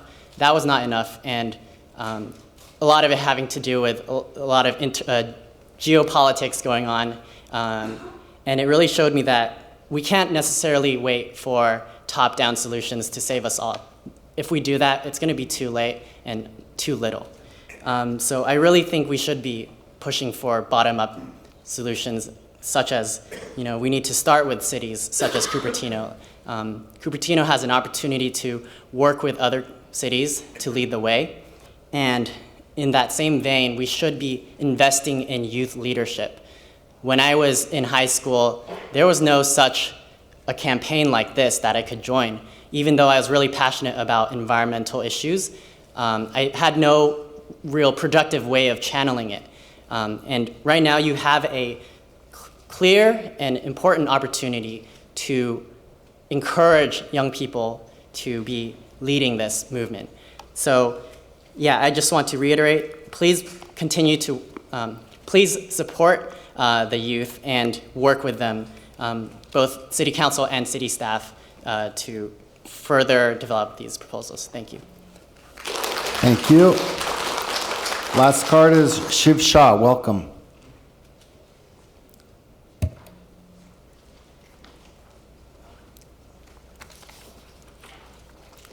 My name is Shiv, and I'm from the Cupertino High School Environmental Club. As an athlete on the Cupertino High School track and field team, I'm greatly affected by climate change. For a person who runs more than 5 miles every day, going 13 days without running when a wildfire comes is really hard for me, especially when a day that I don't run is a day that I'm not getting closer to reaching my goals. During the campfire, the air quality became so bad that the school had to close the weight room, and there's literally nothing I could do besides sit in my house. This is not just a problem for me. Adults need to exercise every day to be healthy and live long lives, and diminishing their ability to exercise decreases the lengths of their lives. Furthermore, climate change is not only going to affect me as a child, but it's going to affect me when I grow up, because I want to work at Yosemite National Park. The beautiful views from the top of the valley cannot be considered beautiful when there are rows of trees turning brown because they're getting infected by bark beetles.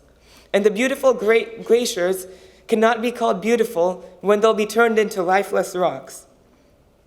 Most importantly, every day that I can't work because of wildfires is a day that I may not get paid because my employer may have trouble getting money. The Ferguson fire got so bad that Yosemite Valley had to be closed for 2 weeks, and staying away that long from home is going to be really hard.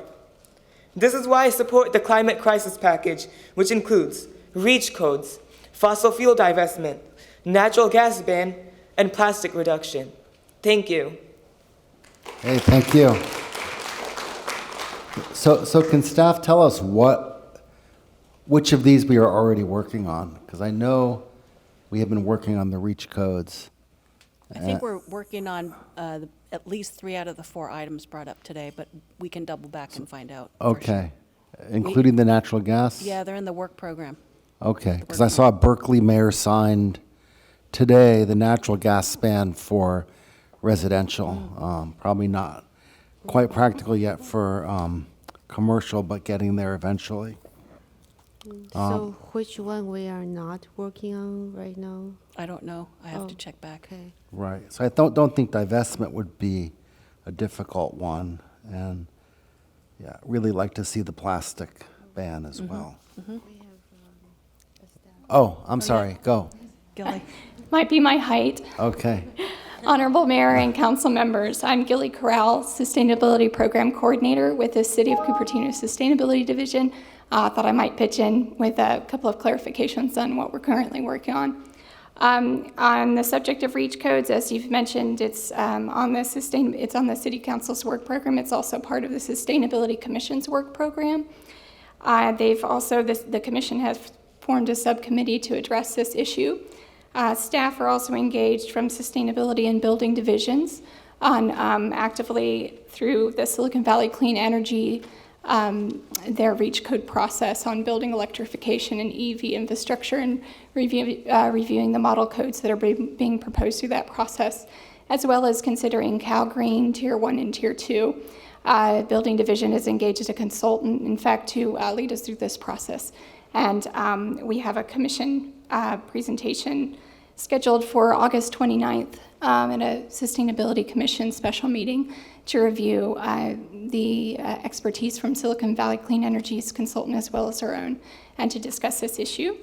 On the subject of plastic reduction, the Environmental Division staff are actively engaged in a model foodware ordinance task group exploring this subject with other Santa Clara County cities, and with the goal to reduce the use of single-use disposable plastics. Staff from the Environmental Division are also engaged with the Bay Area cities in the San Francisco Regional City Cup and Container Program. Hope you don't ask me too much about that, because those are my colleagues. Thank you. I'm here for any other questions. So I am going to ask you about that. The cup and container, because I know a while back the styrofoam containers were banned, and they all went to the plastic containers. And now I guess we want to ban the plastic containers. So I just wondered what is the substitute for that? We could bring back exactly what's being discussed at these regional group meetings. Okay. Environmental, I defer to the environmental team to come up with the details of status of discussions in these groups. Okay, thank you. Sure, go on. I'll try to be efficient about it and generally wrap comments into this as well. So thanks, Gilly, for answering questions. So the natural gas ban proposal and divestment from fossil fuels, are we doing anything in those areas that you're aware of? This specific divestment issue is not currently on the Sustainability Commission's work program for discussion, so they've not been working on that. Okay, great. And then same with the natural gas ban. Natural gas ban is something, this particular issue could be discussed by the Commission as part of the greater REACH codes discussion. There are several options available to the city. The Silicon Valley Clean Energy model codes do not currently have, as the model code option, a ban on natural gas. It's incentivizing electrification. However, this is within the purview of the Sustainability Commission to discuss at the special meeting and in their subcommittee. Okay, great. So I guess I'll just try to encapsulate a longer comment in a bit of a form of a question. I think a lot of these ideas are really great ones. I think we should be looking at every single one of these areas. They're extremely important. I know that to a certain degree we're looking at a couple of them to some degree. And for something like divestment from fossil fuels, that's an extraordinarily broad undertaking. It can go into our fleet, it could go into municipal ordinance, having to do with any number of things that are used throughout the city. I would propose, and perhaps in the form of a question, ask whether it would be possible to look at something initial, such as leaf blowers, for instance. A lot of them are powered by gasoline, and they don't have carburetors, they're very polluting. At the same time, you do tend to have those economic issues dealing with the nature of who tends to use the leaf blowers. And so I think looking at it in very broad brush strokes, it's also a problem writ large. How do you transition from something that's economically viable right now, and how do you think about those details along the way? And taking a smaller issue, I think, would help us get into the mode and the mindset of thinking about what are those specifics that we can do. Could there be some kind of rebate program to encourage people who are currently using gas-powered leaf blowers, for instance, to use new battery-operated ones, which are actually functionally feasible, if not economically at this point? So that's just a question that I'd like to pose to you. So I would that interrupt. essentially encapsulates my comments. The divestment is divestment from our investments. Right. Oh, okay. We are already looking at a ban on gas-powered leaf blowers, and Okay, we're good. investigating an ordinance for So that. yes, for that investment, I guess we need maybe another, the Christina Finance Department to inform us. From a financial Yeah. perspective. Okay, yeah, no, I took divestment to be much more broad-based than that, but yes, I would support that as well. But again, that would be one of those economic kinds of Yeah. questions. In And I terms would of how just you- say if the council would like to have future discussion on those items, we could agendize it for a future meeting. And also gas-powered lawnmowers, because that's probably taking more gas than the leaf blowers. The leaf blower thing was more about noise, actually, Yeah. than the fuel type. Anyway. So Okay. I'd like to thank the Youth Climate Action Team for taking the initiative to bring these items. And it's great that Sustainability Commission meets, I think, 4 o'clock on Thursday, and you are welcome to attend. And you mentioned that they are forming a subcommittee on REACH code. So the youth can also attend those subcommittee meetings? Can they further be involved in how these policy would come about? We are getting them started, but then how can we engage them further in the process? So I hope we continue this cooperation from our youth. Anyone else have any comments? Well, I also appreciate everybody coming, and I sit on the Silicon Valley Clean Energy Board, and we are excited at the prospect of cities looking seriously at REACH codes, which really amount to doing everything practical we can do to reduce in new construction, right? We're in a building boom here, reducing gas in favor of electrification in new construction of all kinds. And so I know cities will be looking hard, and there will be pressure on us to continue with gas, and we're going to have to all balance the objectives. But I know at Silicon Valley Clean Energy, we think it makes a lot of sense to have cities look at this effort seriously, which would be put us in a leading position in the state. Thanks.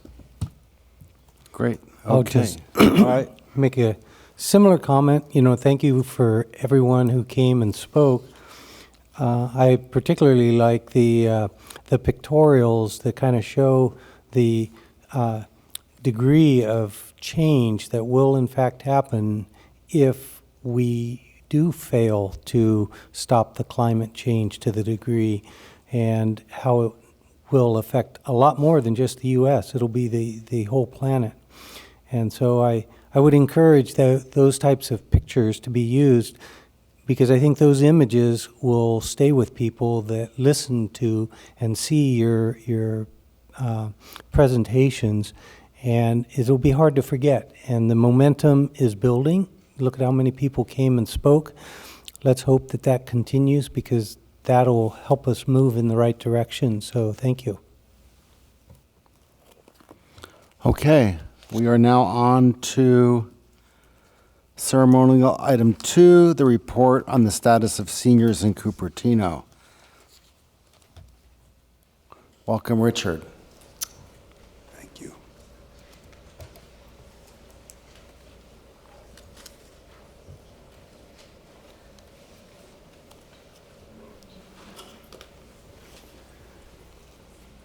So, good evening, Mayor Sharp and members of the council. I'm Richard Adler. I'm a 20-year resident of Cupertino, and I'm happy for the opportunity to present to you tonight. 3 years ago, Santa Clara County embarked on an effort to become the first county in the United States in which every city would be officially designated as age-friendly. This is a designation that's granted by the World Health Organization. I was asked to head the effort for Cupertino, and in January of 2018, we got the official designation of Cupertino as an age-friendly city. And today, in fact, all 15 cities in Santa Clara County, from Palo Alto in the north all the way down to Morgan Hill and Gilroy in the south, have joined the age-friendly Silicon Valley movement under the leadership of the county's Aging and Adult Services Department. I want to also acknowledge the contributions of my collaborators, of Min Lee and Henry Sang, who worked on this task force, and also to Kim Fry and the Cupertino Senior Center that's been extremely supportive. Tonight, what I'd like to do is present our first product of the task force, which is a report on the status of seniors in Cupertino.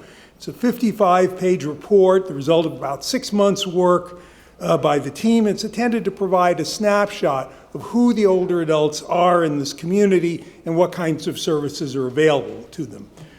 We covered a total of 7 topics, but tonight I'm just going to talk about highlights of 3 of those: demographics, housing, and transportation, and end up with a few recommendations.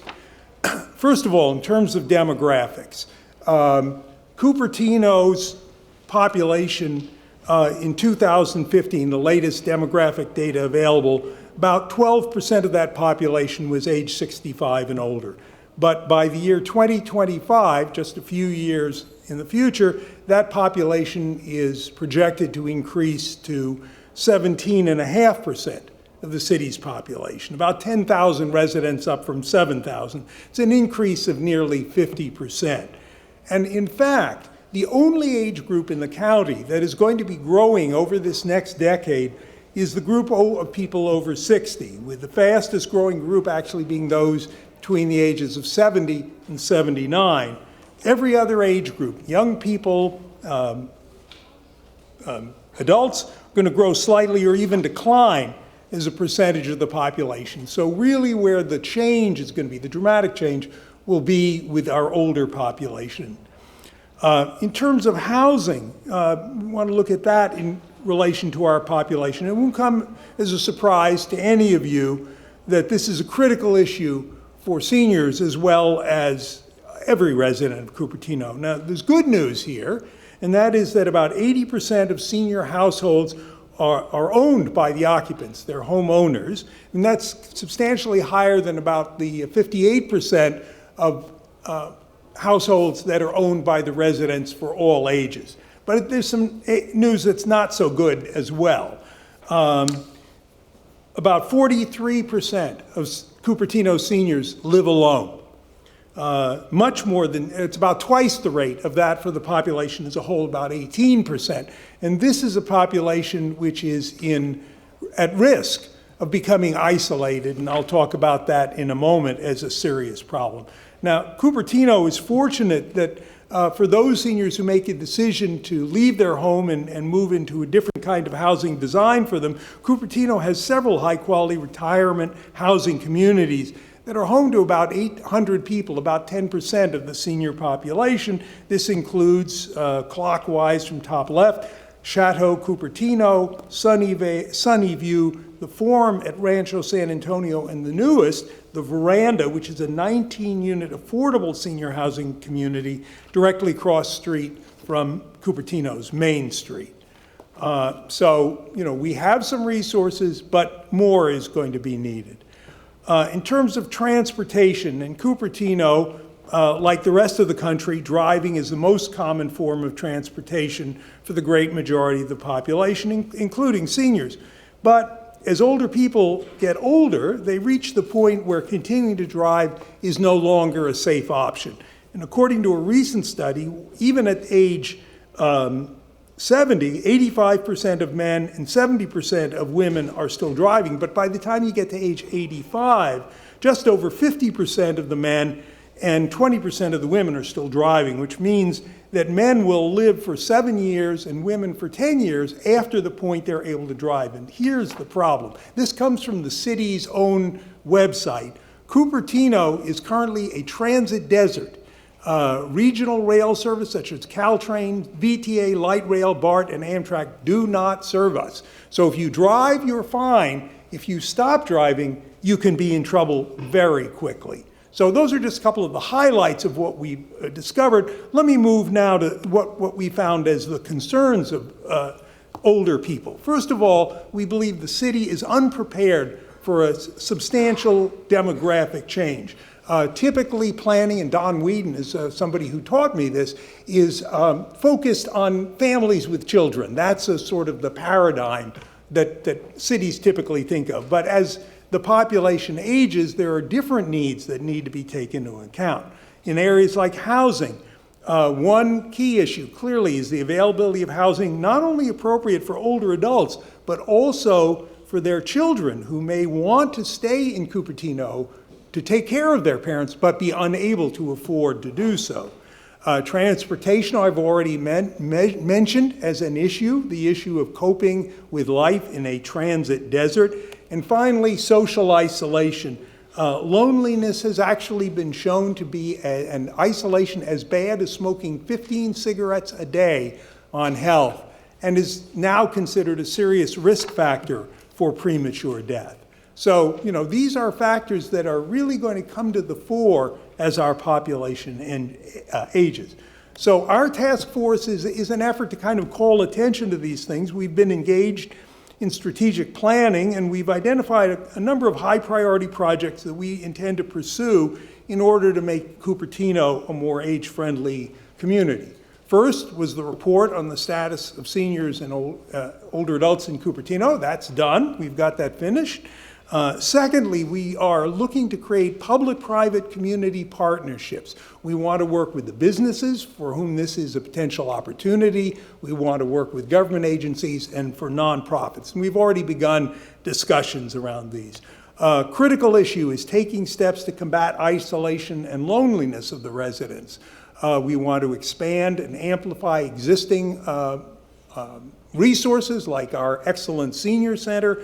One thing that the city of Los Altos has done that we're interested in emulating is something called Club 55, which is really social events for older people.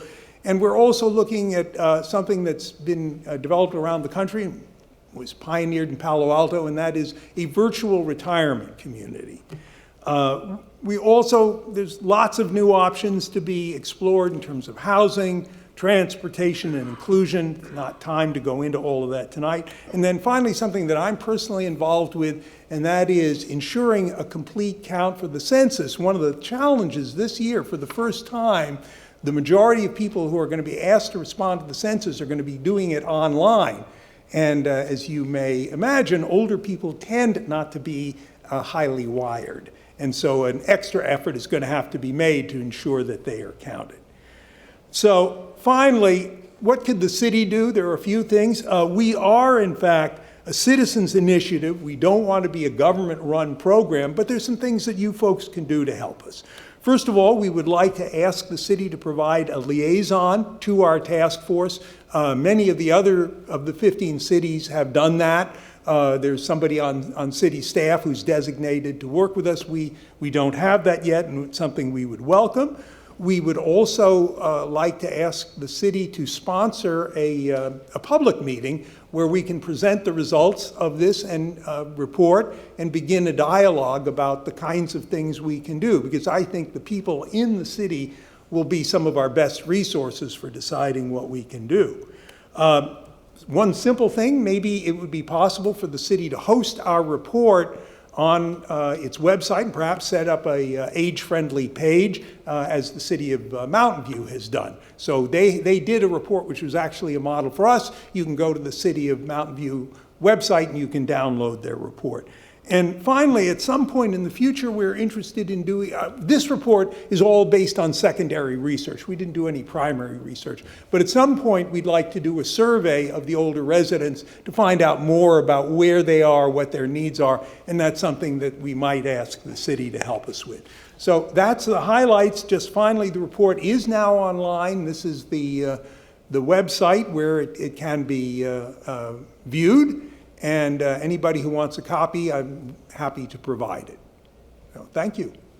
Great, thank you. I have two speaker cards. Jean Bedord, followed by Jennifer Griffin. Welcome, Jean.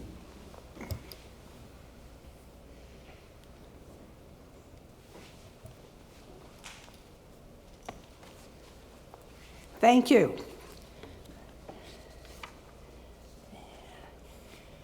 My name is Jean Bedourde, and I am a resident of Cupertino. And first of all, I'd like to commend the Age-Friendly Task Force for a wonderful report. I think it's the first time I've seen a report this comprehensive for the city of Cupertino. And I hope that you will be able to provide support for this task force as we move ahead. 2 years ago, I put together some numbers, and this happened to be in the context of what was happening with retail. But I think it's very true that we need to be aware that Cupertino is very much a city in transition.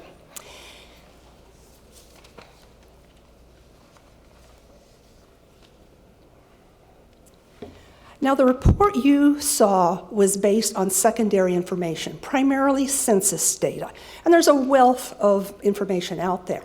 However, the city has done in the past something called the Godby Report. And I pulled this from the 2014 Godby Report, and it hones in on some very specific issues that affect Cupertino. First of all, parents are a minority. It's about 46% of our population have children under the age of 18. So that's a big shift. And then looking more closely, 37% of households have a person over the age of 64. That's 1 in 3. Like you walk down a street and every third house has someone who is over the age of 65. That means that caregiving is a huge issue. And when I was teaching, I was amazed at how many grandchildren were taking care of their grandparents. Not only is it parents taking care of older children, or their parents, it's also like 3 generations in there. And it goes both ways.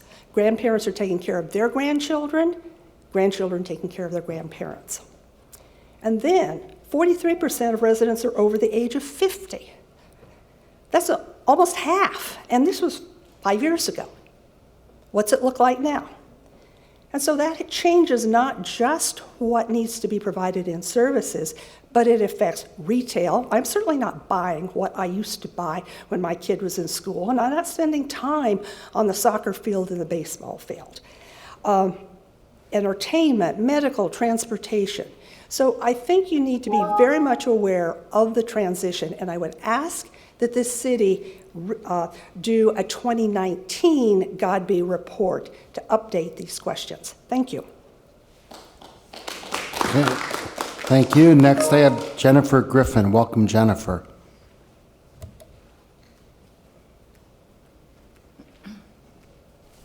Good evening, City Council. I'm glad this item came up. We all need to be very respectful and grateful for the seniors in our lives because they have all sacrificed a great deal to have descendants where they are now. I have some seniors in my family, which we're very blessed to have, and they all seem to be in good health. And I'm just going to make a few comments. I think that the public needs to be more respectful of seniors who live in their own homes. There are a lot of people right now that make cutting remarks about seniors who live in, rent, or own their own homes. They may be married, but they may live with other family members. But I have talked to a lot of seniors in our area that are scared. They say that people don't like them. They want to take their houses away. They feel guilty for living in their homes. And I think that that is a public disgrace. We don't have people trying to take homes away from 20-year-olds and 30-year-olds. But I think our seniors, people who lived here, worked at Lockheed, worked at school districts, over the past years, worked for PG&E, worked for cities, etc. They're not being respected. They feel like other people want to take their homes away. And I don't think this is particularly true, but they believe it. And I hear a lot of younger folks that are extremely disrespectful of seniors that live in Santa Clara County and have lived there maybe 20 years, 50 years, 80 years, 90 years. And these people are very, very flippant about the value of those seniors. They want them to sell their homes and move away and just disappear. Well, it doesn't work that way. I think that we need to be mindful and respectful of people that live in their own homes in our neighborhoods in Santa Clara County. Seniors need places to go shopping, like Capitola Mall, which is flat. You can take your walkers, your canes, and you can shop in dignity. A lot of seniors don't have access to the internet. That concerns me that the 2020 census will be online, because I can already see problems for a lot of seniors that I know. Voting is trying to go online. That's a big problem too. So and a lot of seniors don't have smartphones. We need to remember this and be as respectful of seniors who live in our community as we are of children, 20-year-olds, 30-year-olds, and young adults and middle-aged. Thank you. Thank you, Jennifer. Very well stated. Thank you. So bringing it back, I think we can do all 4 action items that that were requested. That should not be an issue. So thank you for the presentation. Does anyone have any other questions before we move on? Yeah, I do. Oh, okay, go. Yeah, Richard, I wonder if you might answer a couple of questions. First of all, who were your co-authors, and can we, if they're in the audience, can we have them stand and be recognized? Henry, are you? Yeah, Henry Sang is one, and Min Lee is the other who's not here. Yeah, so I really appreciate this effort. I know you to be a professional rapporteur. You are part of the Institute for the Future, and you're called on to go to a lot of conferences where big things get discussed, and you're contributing your time as a volunteer to this effort. As an expert on aging in the future, really is very commendable, and so I appreciate that a lot. You said that isolation can be the equivalent in a study to smoking 15 cigarettes a day in terms of decrease in longevity. Is that correct? That is correct. Wow. A new study is in the past year. Wow, that's important for us all to think about. Pretty shocking. How do we stay in community and keep making new friends, right? My mother is 96 and a half, and most of her friends have died off, and so the challenge for her is how does she keep... I found out she's now a neighbor of mine. I'm looking forward to meeting her. Thank you. And you talked about public and private community partnerships. Can you elaborate on what that might look like? Henry, that's something you've thought about. Maybe, can I ask Henry if he... Of course. He's really the one who has been working most actively on this issue. Yes, we've had a number of different things that we've started. You know, I'm with the Cupertino Library Foundation, and we have a film series as well as a wellness series we do at the library. We are now doing the film series together with Kim Frey and the Cupertino Senior Center. We are starting up a task force, a discussion group in the Cupertino Chamber of Commerce, where we're inviting a number of people from various different institutions, both commercial and nonprofit institutions, to come together to try to take a look at all of the things we did in the report, break it down into subgroups, and try to see if there are action items we could do as a group. Okay. Any particular thing come up? And we are just starting. Okay. I was out for the last couple of months, and so we had to delay actually pulling the chamber group together. Fine. But you know, we've been inviting a number of different companies. We got actually a very interesting reply from Nancy Coe, right? Cow. Oh, at the forum. At the forum. Yeah. And Nancy's already agreed to bring together the 14 different organizations that we recognized in the report that provide senior housing into a meeting up at the forum, so we can discuss what else we could do towards Better Together.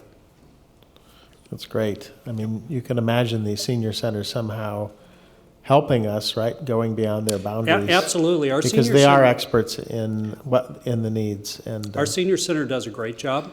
Yeah. I mean, like our library, we also need more parking. But, the senior center is reaching out, is doing a number of different things.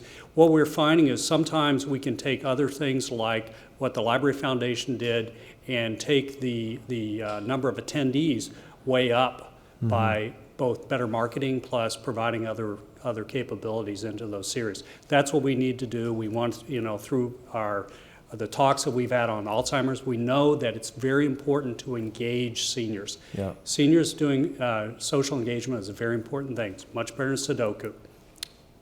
Yeah, I mean, Yeah, and right, let it's me that just- it's that idea of making human connection. Yeah, and let right? me add one other thing. There's sort of two ways of looking at an aging population. One is as a burden.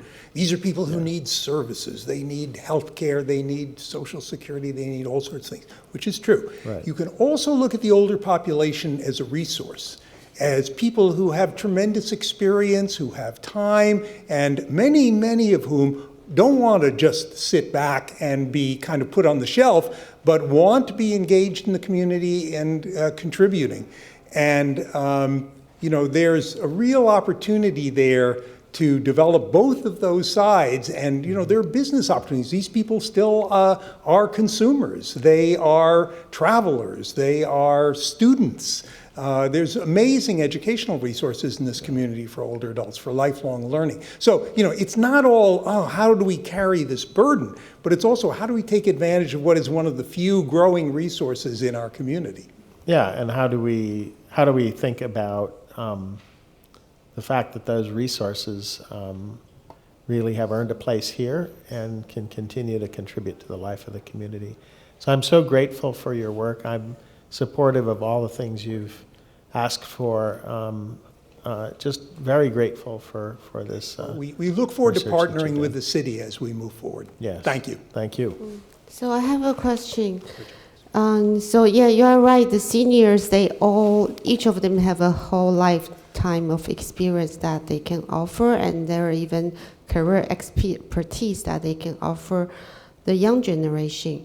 So I'm wondering, do you have any program that connect seniors with PTAs? And as I understand, you don't need to have children to be a member of PTA, and many of our immigrants who families don't have grandparents here. So if there is a way to connect seniors with families, is there any program that already is there? It's interesting you should ask that, Vice Mayor, because there is a company here in Cupertino that is one of the college preparation companies, and one of the requests that they had from us was to be able to provide something like what we do for English communication that we do actually in this hall every Friday, but they actually want to make it so that our high school students actually become more comfortable talking to adults. Mm-hmm. And so we are looking at actually having a number of seniors throughout our community, because we can talk with them about a wide variety of different topics, everything from social to professional, and provide a vehicle for actually gaining these greater social skills. Mm-hmm. Okay. One of my favorite programs, I was associated with an organization called Civic Ventures a few years ago, and they created a program called Experience Corps that recruits older adults to serve as mentors and tutors for young kids at school. And it turns out it's great for both. The kids get kind of a foster grandparent, and the older people get to do something that gives them meaning and purpose in their lives. Yeah, I so think- there's great opportunities. Yeah, I think the giving back and sharing your experience there is to give meaning to your life is what would energize them, right? Yeah. And just a very dumb question. The age-friendly city, what does it take? What's the qualification to It's a good question, have and that label? I was going to explain that, but for time's sake, I didn't. One important thing to point out is to get the designation, which we now have, we're officially an age-friendly city, does not mean that we've reached the goal. It means we're committed to working to make the city more age-friendly for its population. So it's a commitment to action, not a reward for achievement. How many people in your task force? Well, right now it's the three of us. It's Henry, Min, and myself, but we're looking to add additional people. Thank you. Okay, anyone else? Okay, Go ahead.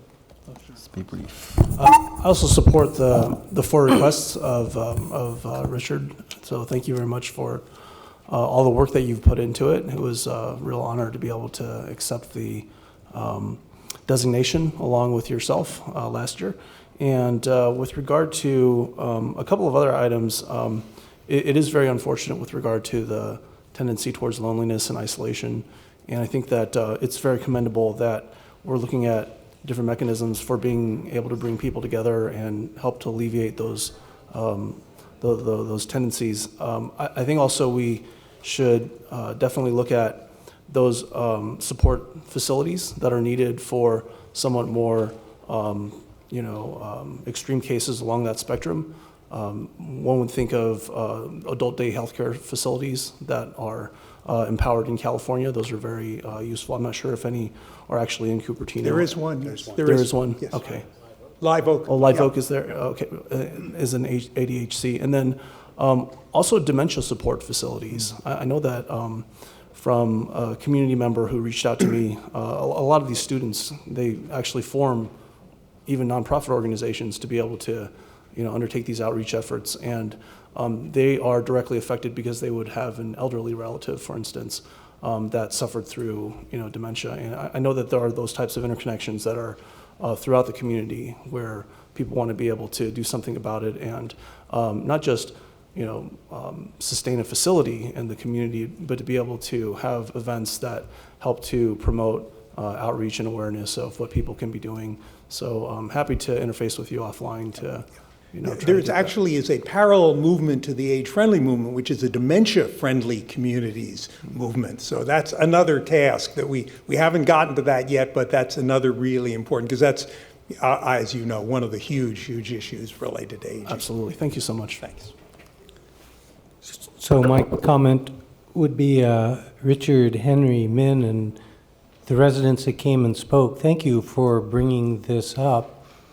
I would encourage you to come back periodically with kind of ideas on how we can help, maybe having some milestones.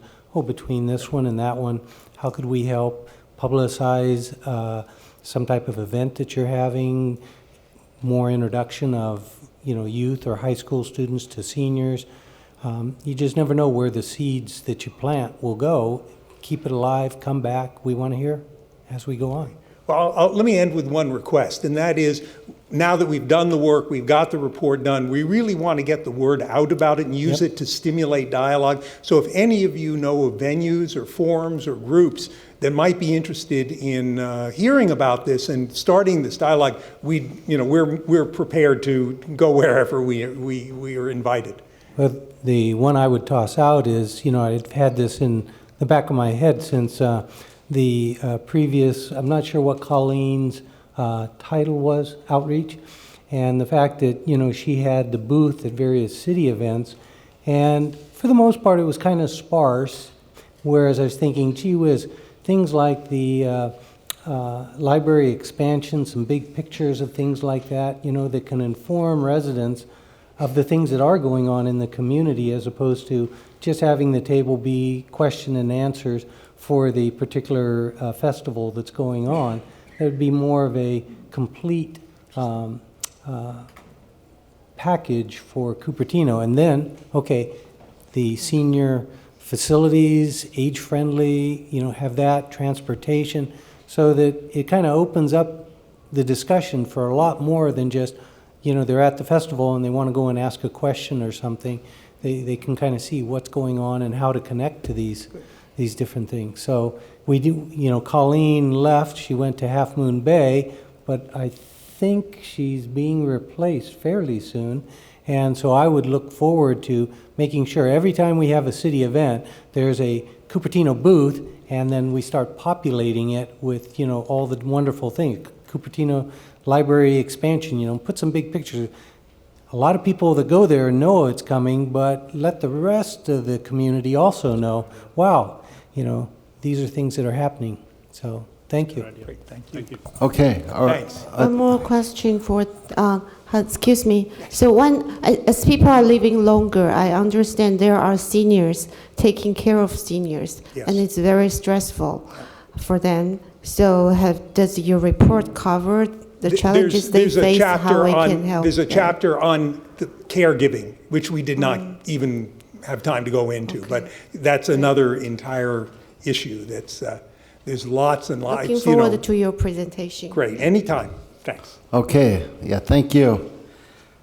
Okay, we are on to postponements. Madam City Clerk. Yes, Mr. Mayor, staff would like to continue item number 16 regarding consideration of municipal code amendments for accessory dwelling units to a date to be determined, and the item will be renoticed. Okay, do we have to vote on that, or okay. All in favor of postponing this item and continuing it? Aye. Oh, do we have to vote with the lights? Yeah, vote with your lights, that's fine. Okay, we are on to oral communications. I have a bunch of cards here. You each get 3 minutes. This is for items that are not on the agenda tonight. Some of these items will be on future agendas. We will start off with Rich Abdallah, followed by Connie Leong, followed by Rachel Chen. Welcome, evening. Rich. Good evening, Mr. Mayor and the council. It's good to see you all. I'm glad when you come to chamber events because it's just nice to have the council interested. I'm here to address the issue of the comments made by the Planning Commission Chair. I lived for about 20 years in Los Altos and sat on the Planning Commission there for 7 years. I learned very quickly that the integrity of the decisions and how we conducted ourselves as planning commissioners was really very important in terms of the public viewing us as a credible body. It was a thankless job. I'm sure you can understand nobody's happy. The homeowner isn't happy, and the neighbors typically aren't happy. But anyway, we did our best that we could. I saw the comments, obviously, from the chairman, Mr. Wang. I'm not suggesting that he doesn't have a right to free speech. Calling people neo-Nazis is just pretty offensive to me in any community, especially in the United States. Nevertheless, he has a right to say that, but I'm particularly bothered and troubled by the comments that can only be construed in one way, and that is to encourage people who want to retaliate against people in this group to call up their employer and to essentially defame them or otherwise criticize them in such a way that their employer might consider punishing them or firing them or suspending them. Those comments and a call to action is so unacceptable. I would hope the council would consider removing this person as the chair and removing them from the Planning Commission. It does not reflect well on the city, does not represent the vast majority of the residents of the city, and certainly doesn't represent or reflect the council very well. I hope you'll take my comments into consideration. Thank you very much. Connie Leong, followed by Rachel Chen. Welcome, Connie.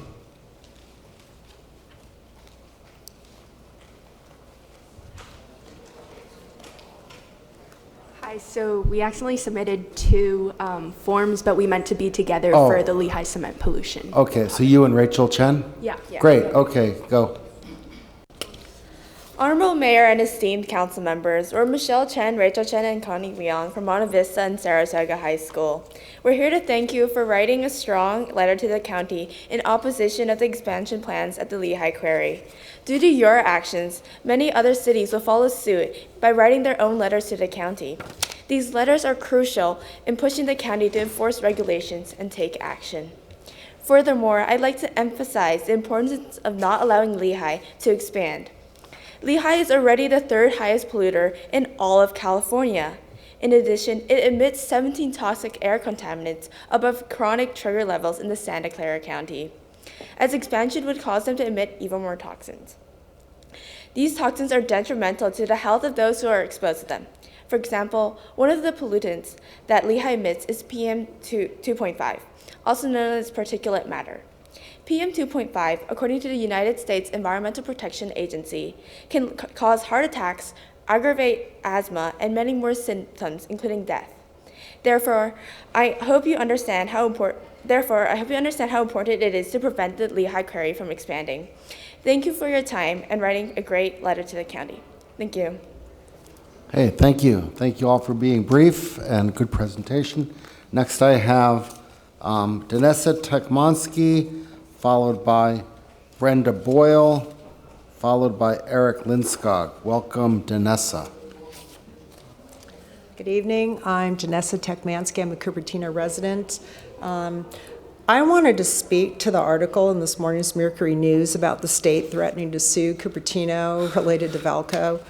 Threats of lawsuits against the cities of Cupertino and Los Altos for not meeting their housing quotas seems more like a vindictive ploy to serve particular investor interests more than it does to serve those in need of housing in our communities.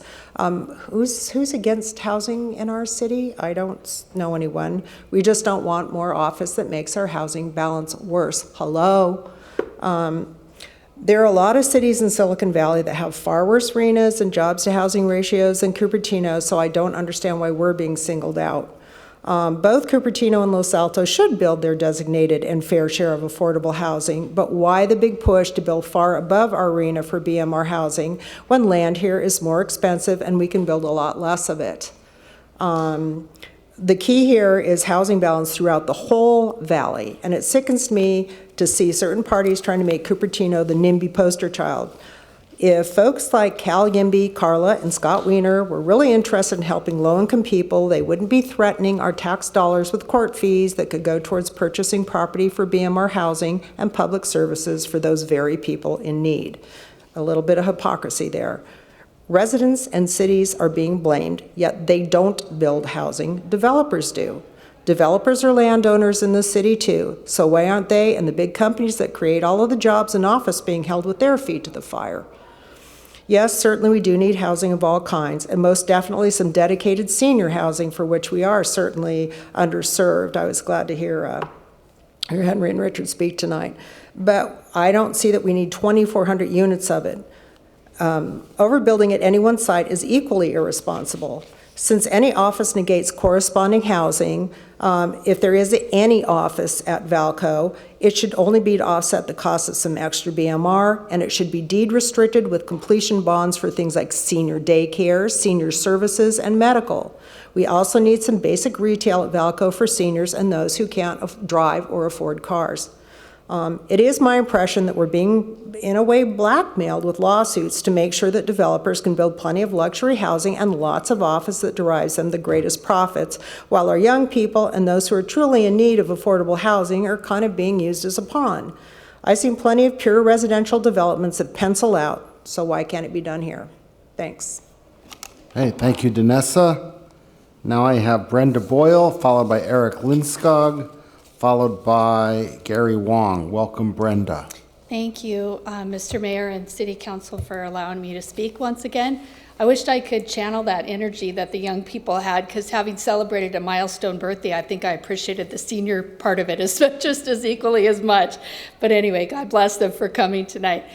So I wanted to speak. I know you've heard about the trail, the bike ped path, probably ad nauseum.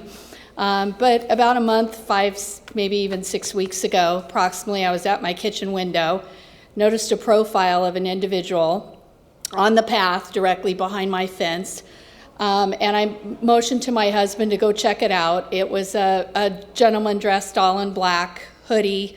Coincidentally, there was a police helicopter in the air circling over Wilson Park. When I called dispatch, sheriff's department, they said that was supposed to be circling over De Anza, and I told them, well, coincidentally, it's circling over Wilson Park.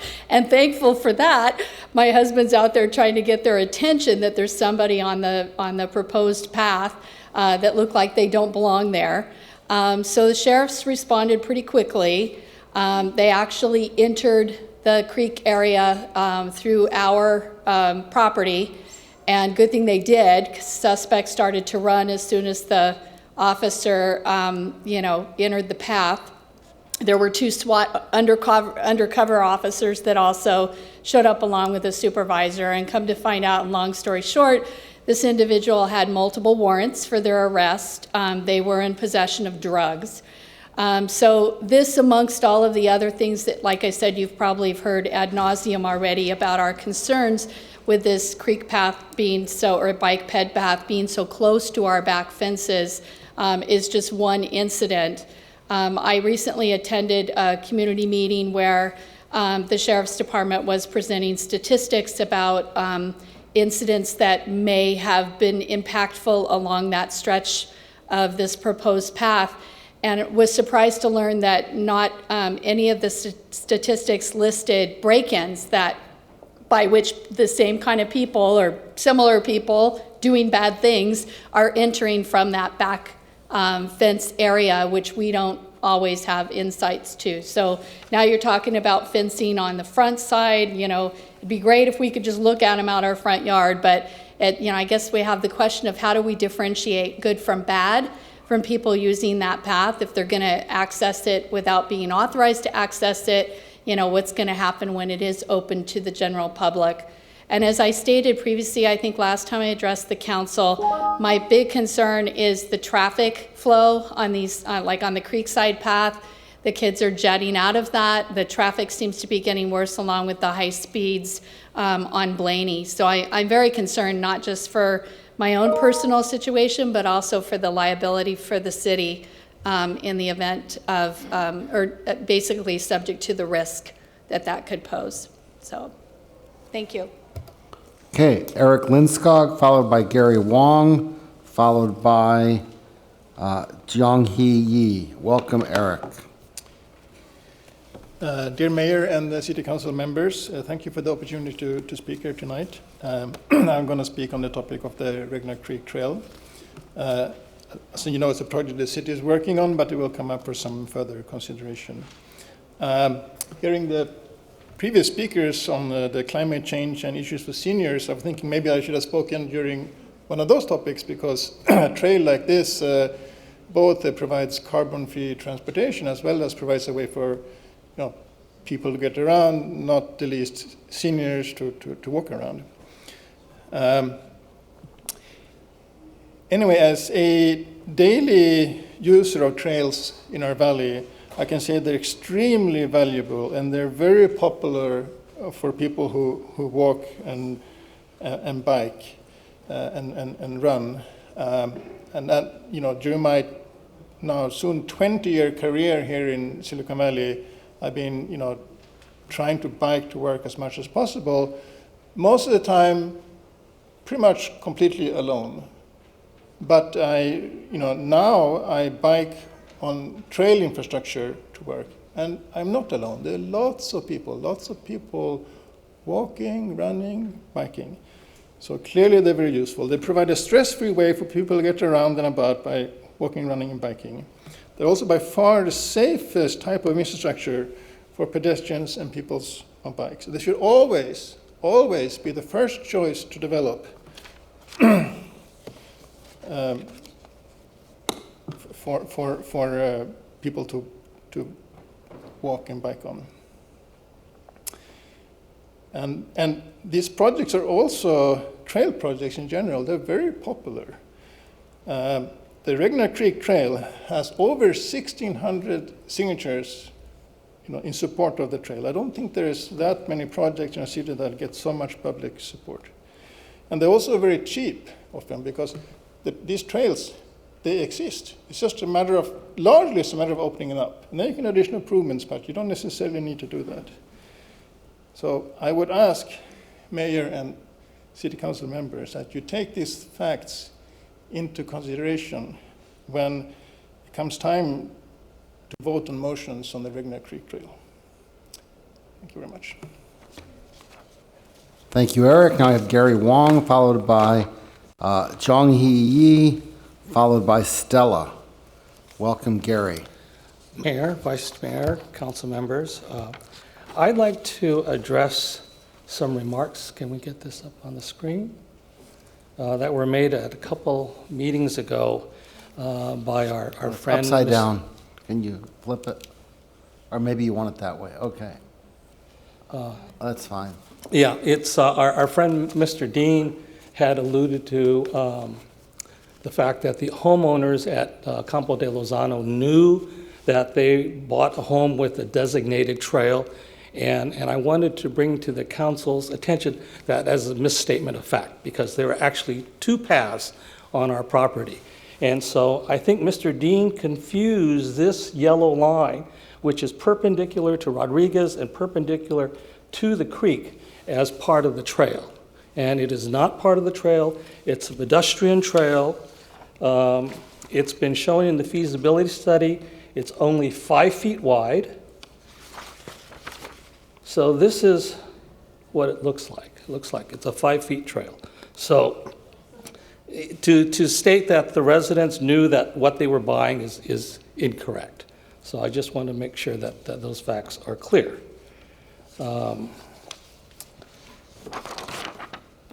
It's disconcerting that we have spent $380,000 in a year's time, and we're still fussing with what the dimensions of the site are. But I wanted to address the fact that the 65% plan has designated portable planters with plastic plants. And so sometimes you look at the map, it's only little dotted lines. So I wanted to show you what portable planters and plastic plants look like. Should go this way, I guess.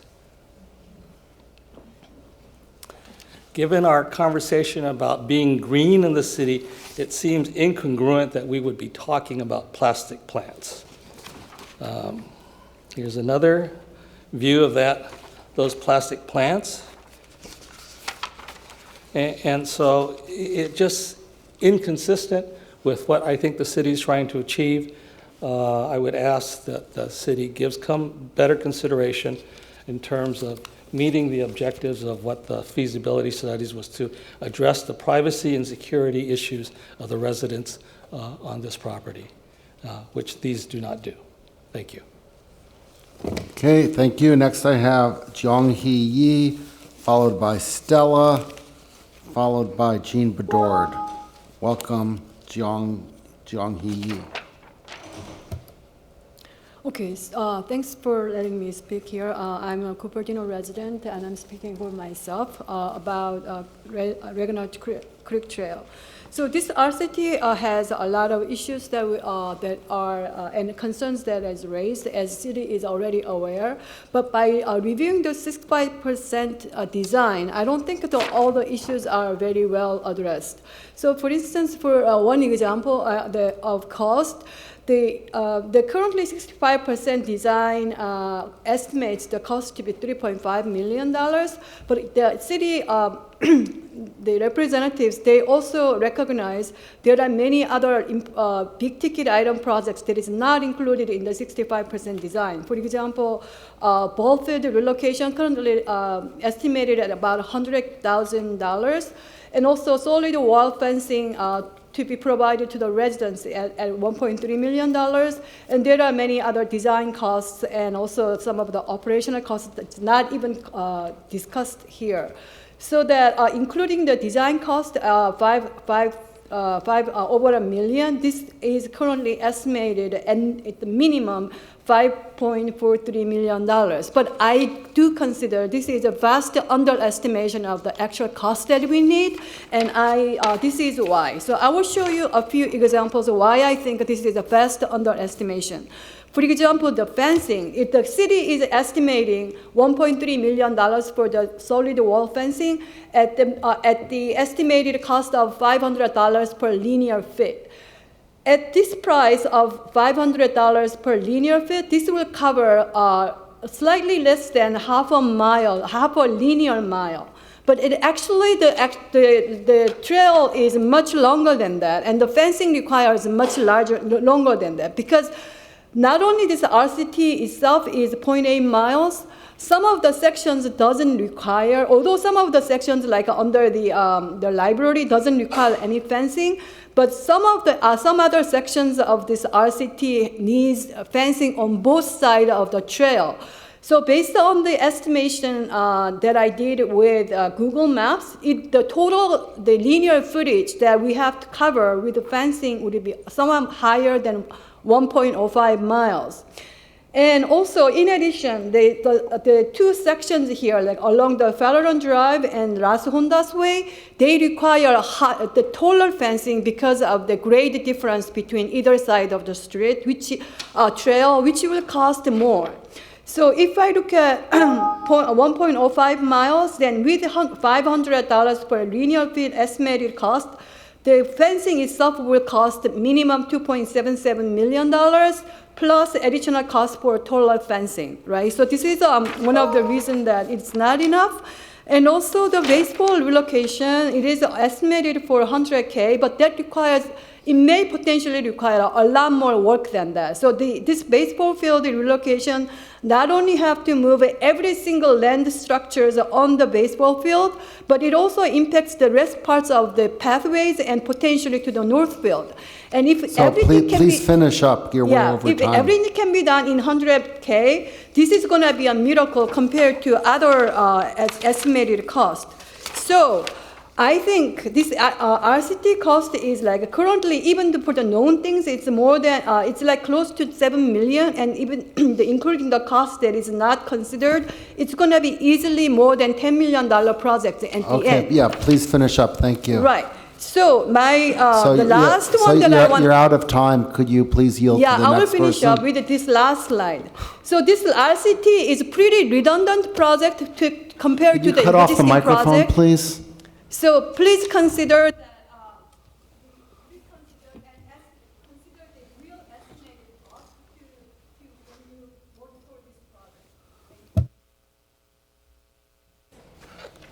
Next is Stella, followed by Jean Bedord, followed by Eleanor Chan. Welcome, Stella. Hi, dear City Council members and City Manager. I present this slide to you at last meeting in June to express my concern about Wagner Creek Trail. Due to time limit, I was only able to present half of my what I plan to present, and tonight I will continue to present the remaining. In general, I support the idea of building bike trails, but not Wagner Creek Trail, because this alternative one is not good selection. Just as I showed you last time, this is as if you want this shoe to fit the big foot. What the city has proposed so far is to cut the feet to fit into the shoes. And in order to force the trail to be built, the city's proposal is to spend so much tax dollars but still to mess up Wilson Park, baseball field, and to sacrifice neighborhoods, residents' safety and security and the privacy, and also interfere with water district services to the creek. So for Cupertino City Council, would you still really like to allow this happen? Okay. Now, we have presented a lot of facts in the past 1 year, and here is just a list of some short list of a few facts. Okay, can you hold? Oh, there you go. Okay. No, it was out of focus, but it's fine now. I'll give you some more time for that. So, because as I mentioned, the path originally is not good for a bike trail, so you have to spend so much money and to build removable everything, removable railing, removable bridge, and to move or redesign the Wilson Park baseball field. And even you have done so, And because the past conditions are not good for the bike trail, and you still have a high impact to the quick service and privacy and the safety. Some issues cannot be resolved, such as the path width is so narrow, this 8 feet wide is not enough to have a two-way traffic. So it's not safe for students to bike on that. And also the path is too close to the neighborhood and even close to some residents' front doors.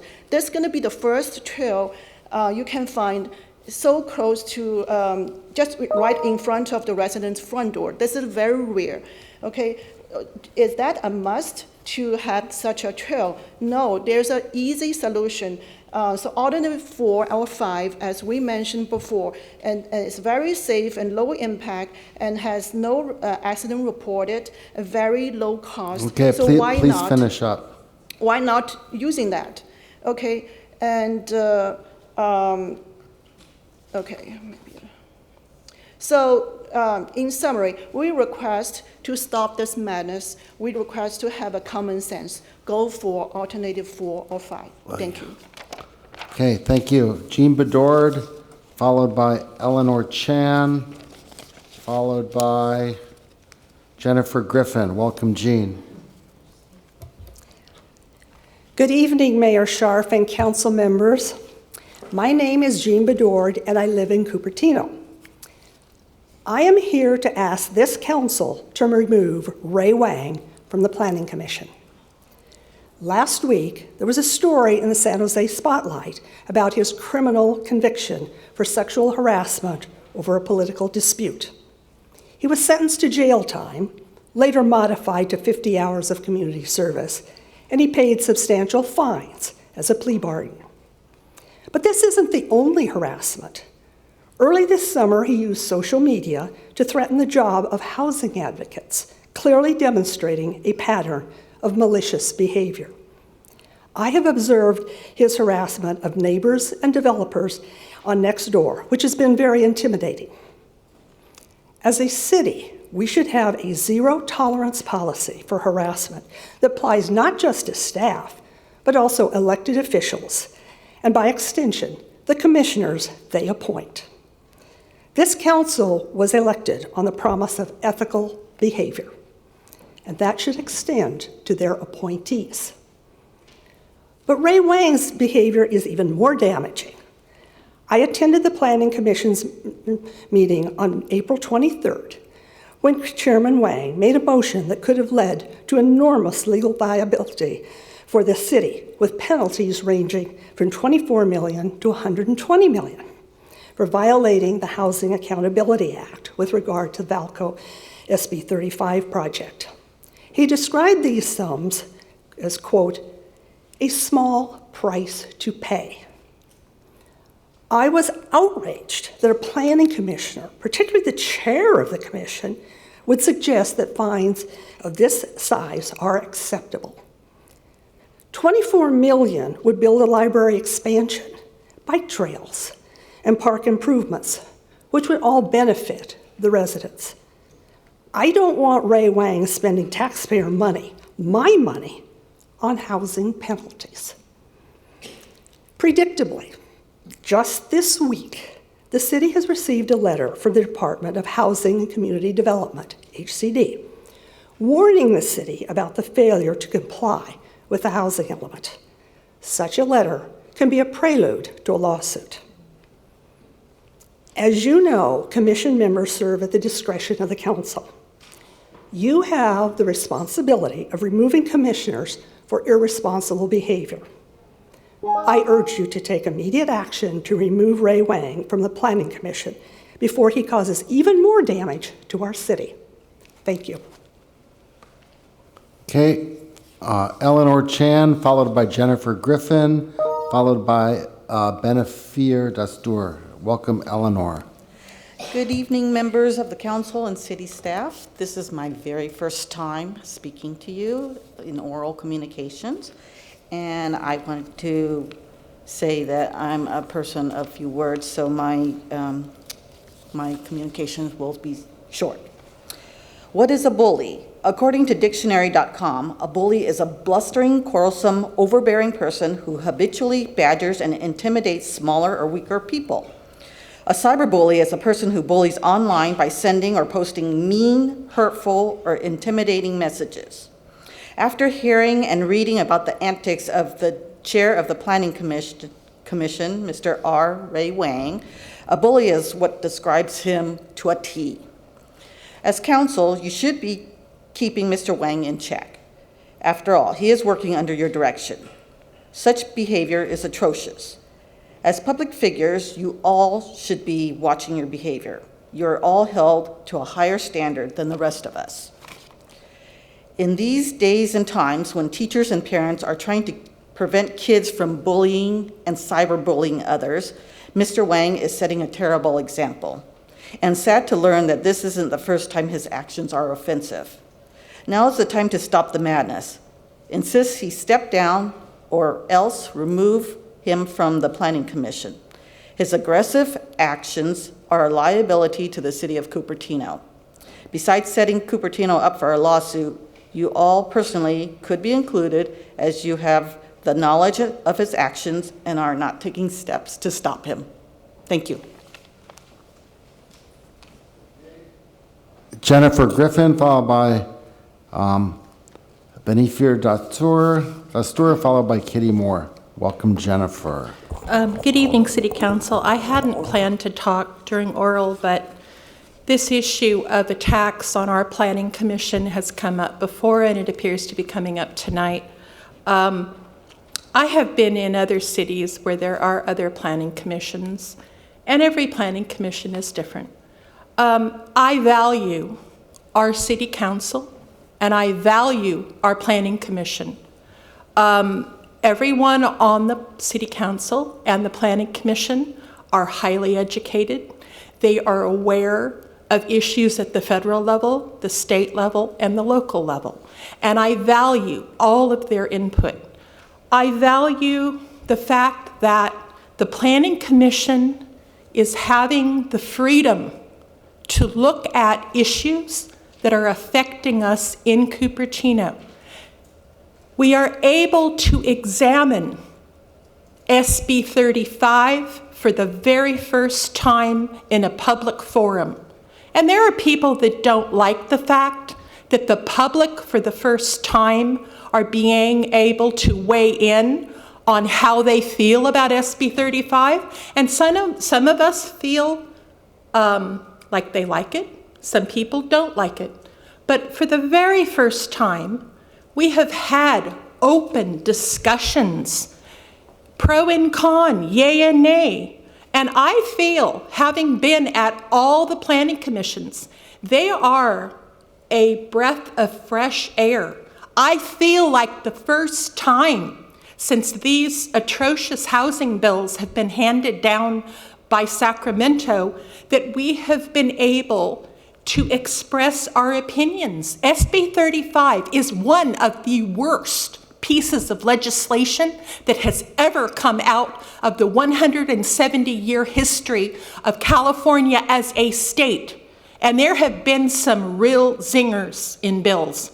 But I am not proud of any of the housing bills that have been pumped out in the last 2 years. I find them threatening to our democracy, my sense of democracy that I was taught as a child in the school districts. I was in the local school district since I was in kindergarten. Everything I learned in political science at Homestead High School is at threat by what has happened in Sacramento.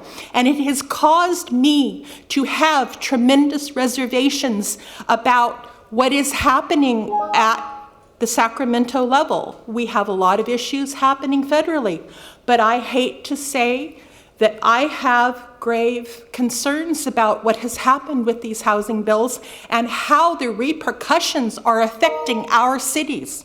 So please don't attack my planning commission. Don't attack my city council. Let's air everything out in public. And I am very glad to go to the Planning Commission meetings. Thank you.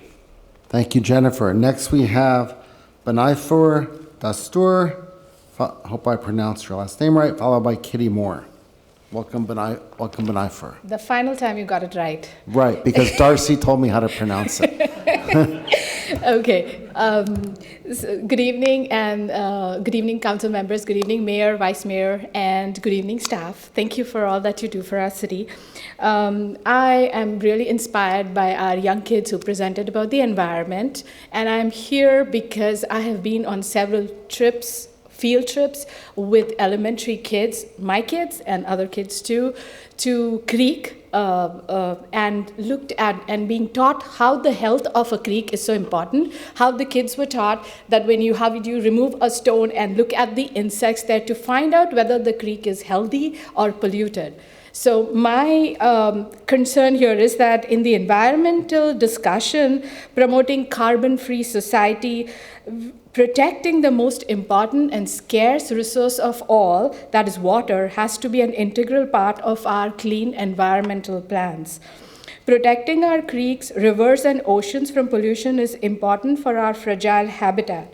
Catastrophic consequences are predicted for societies that destroy its riparian habitats, animal species, heritage trees, and foliage. By reckless exploitation and building on them, we annihilate species at rapid pace and their habitat. Polluted creeks means polluted rivers, lakes, which are our source of water. Polluted rivers translate to polluted oceans, which are the lifeblood for our earth. Ultimately, we end up with harming our environment for which we are fighting for. So let's all work together for carbon-free environment, together with protecting our creeks, rivers, oceans, and lakes, and our riparian environment. So it has to be a balanced plan. It cannot be one against the other. Thank you so much. Thank you. And the last card I have is Kitty Moore. Welcome, Kitty.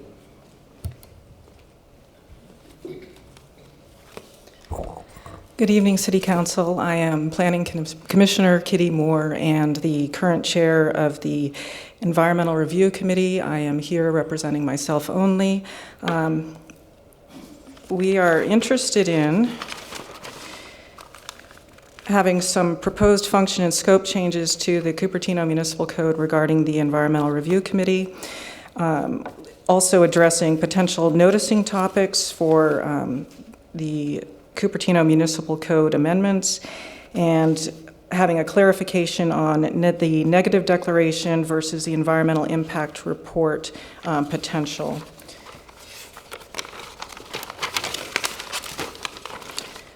Broadening the scope and function of the Environmental Review Committee to review a broader range of projects will enable the committee to advise the City Council effectively regarding important and currently off-limits projects which affect our environment.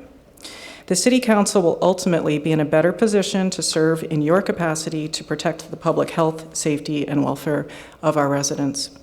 Thank you for your consideration to promptly add these items to the City Council agenda. Thanks. Okay, thank you. That ends oral communications. It is about 8:40. We've been going for about 2 hours, so we'll take 5 minutes and reconvene at 8:45.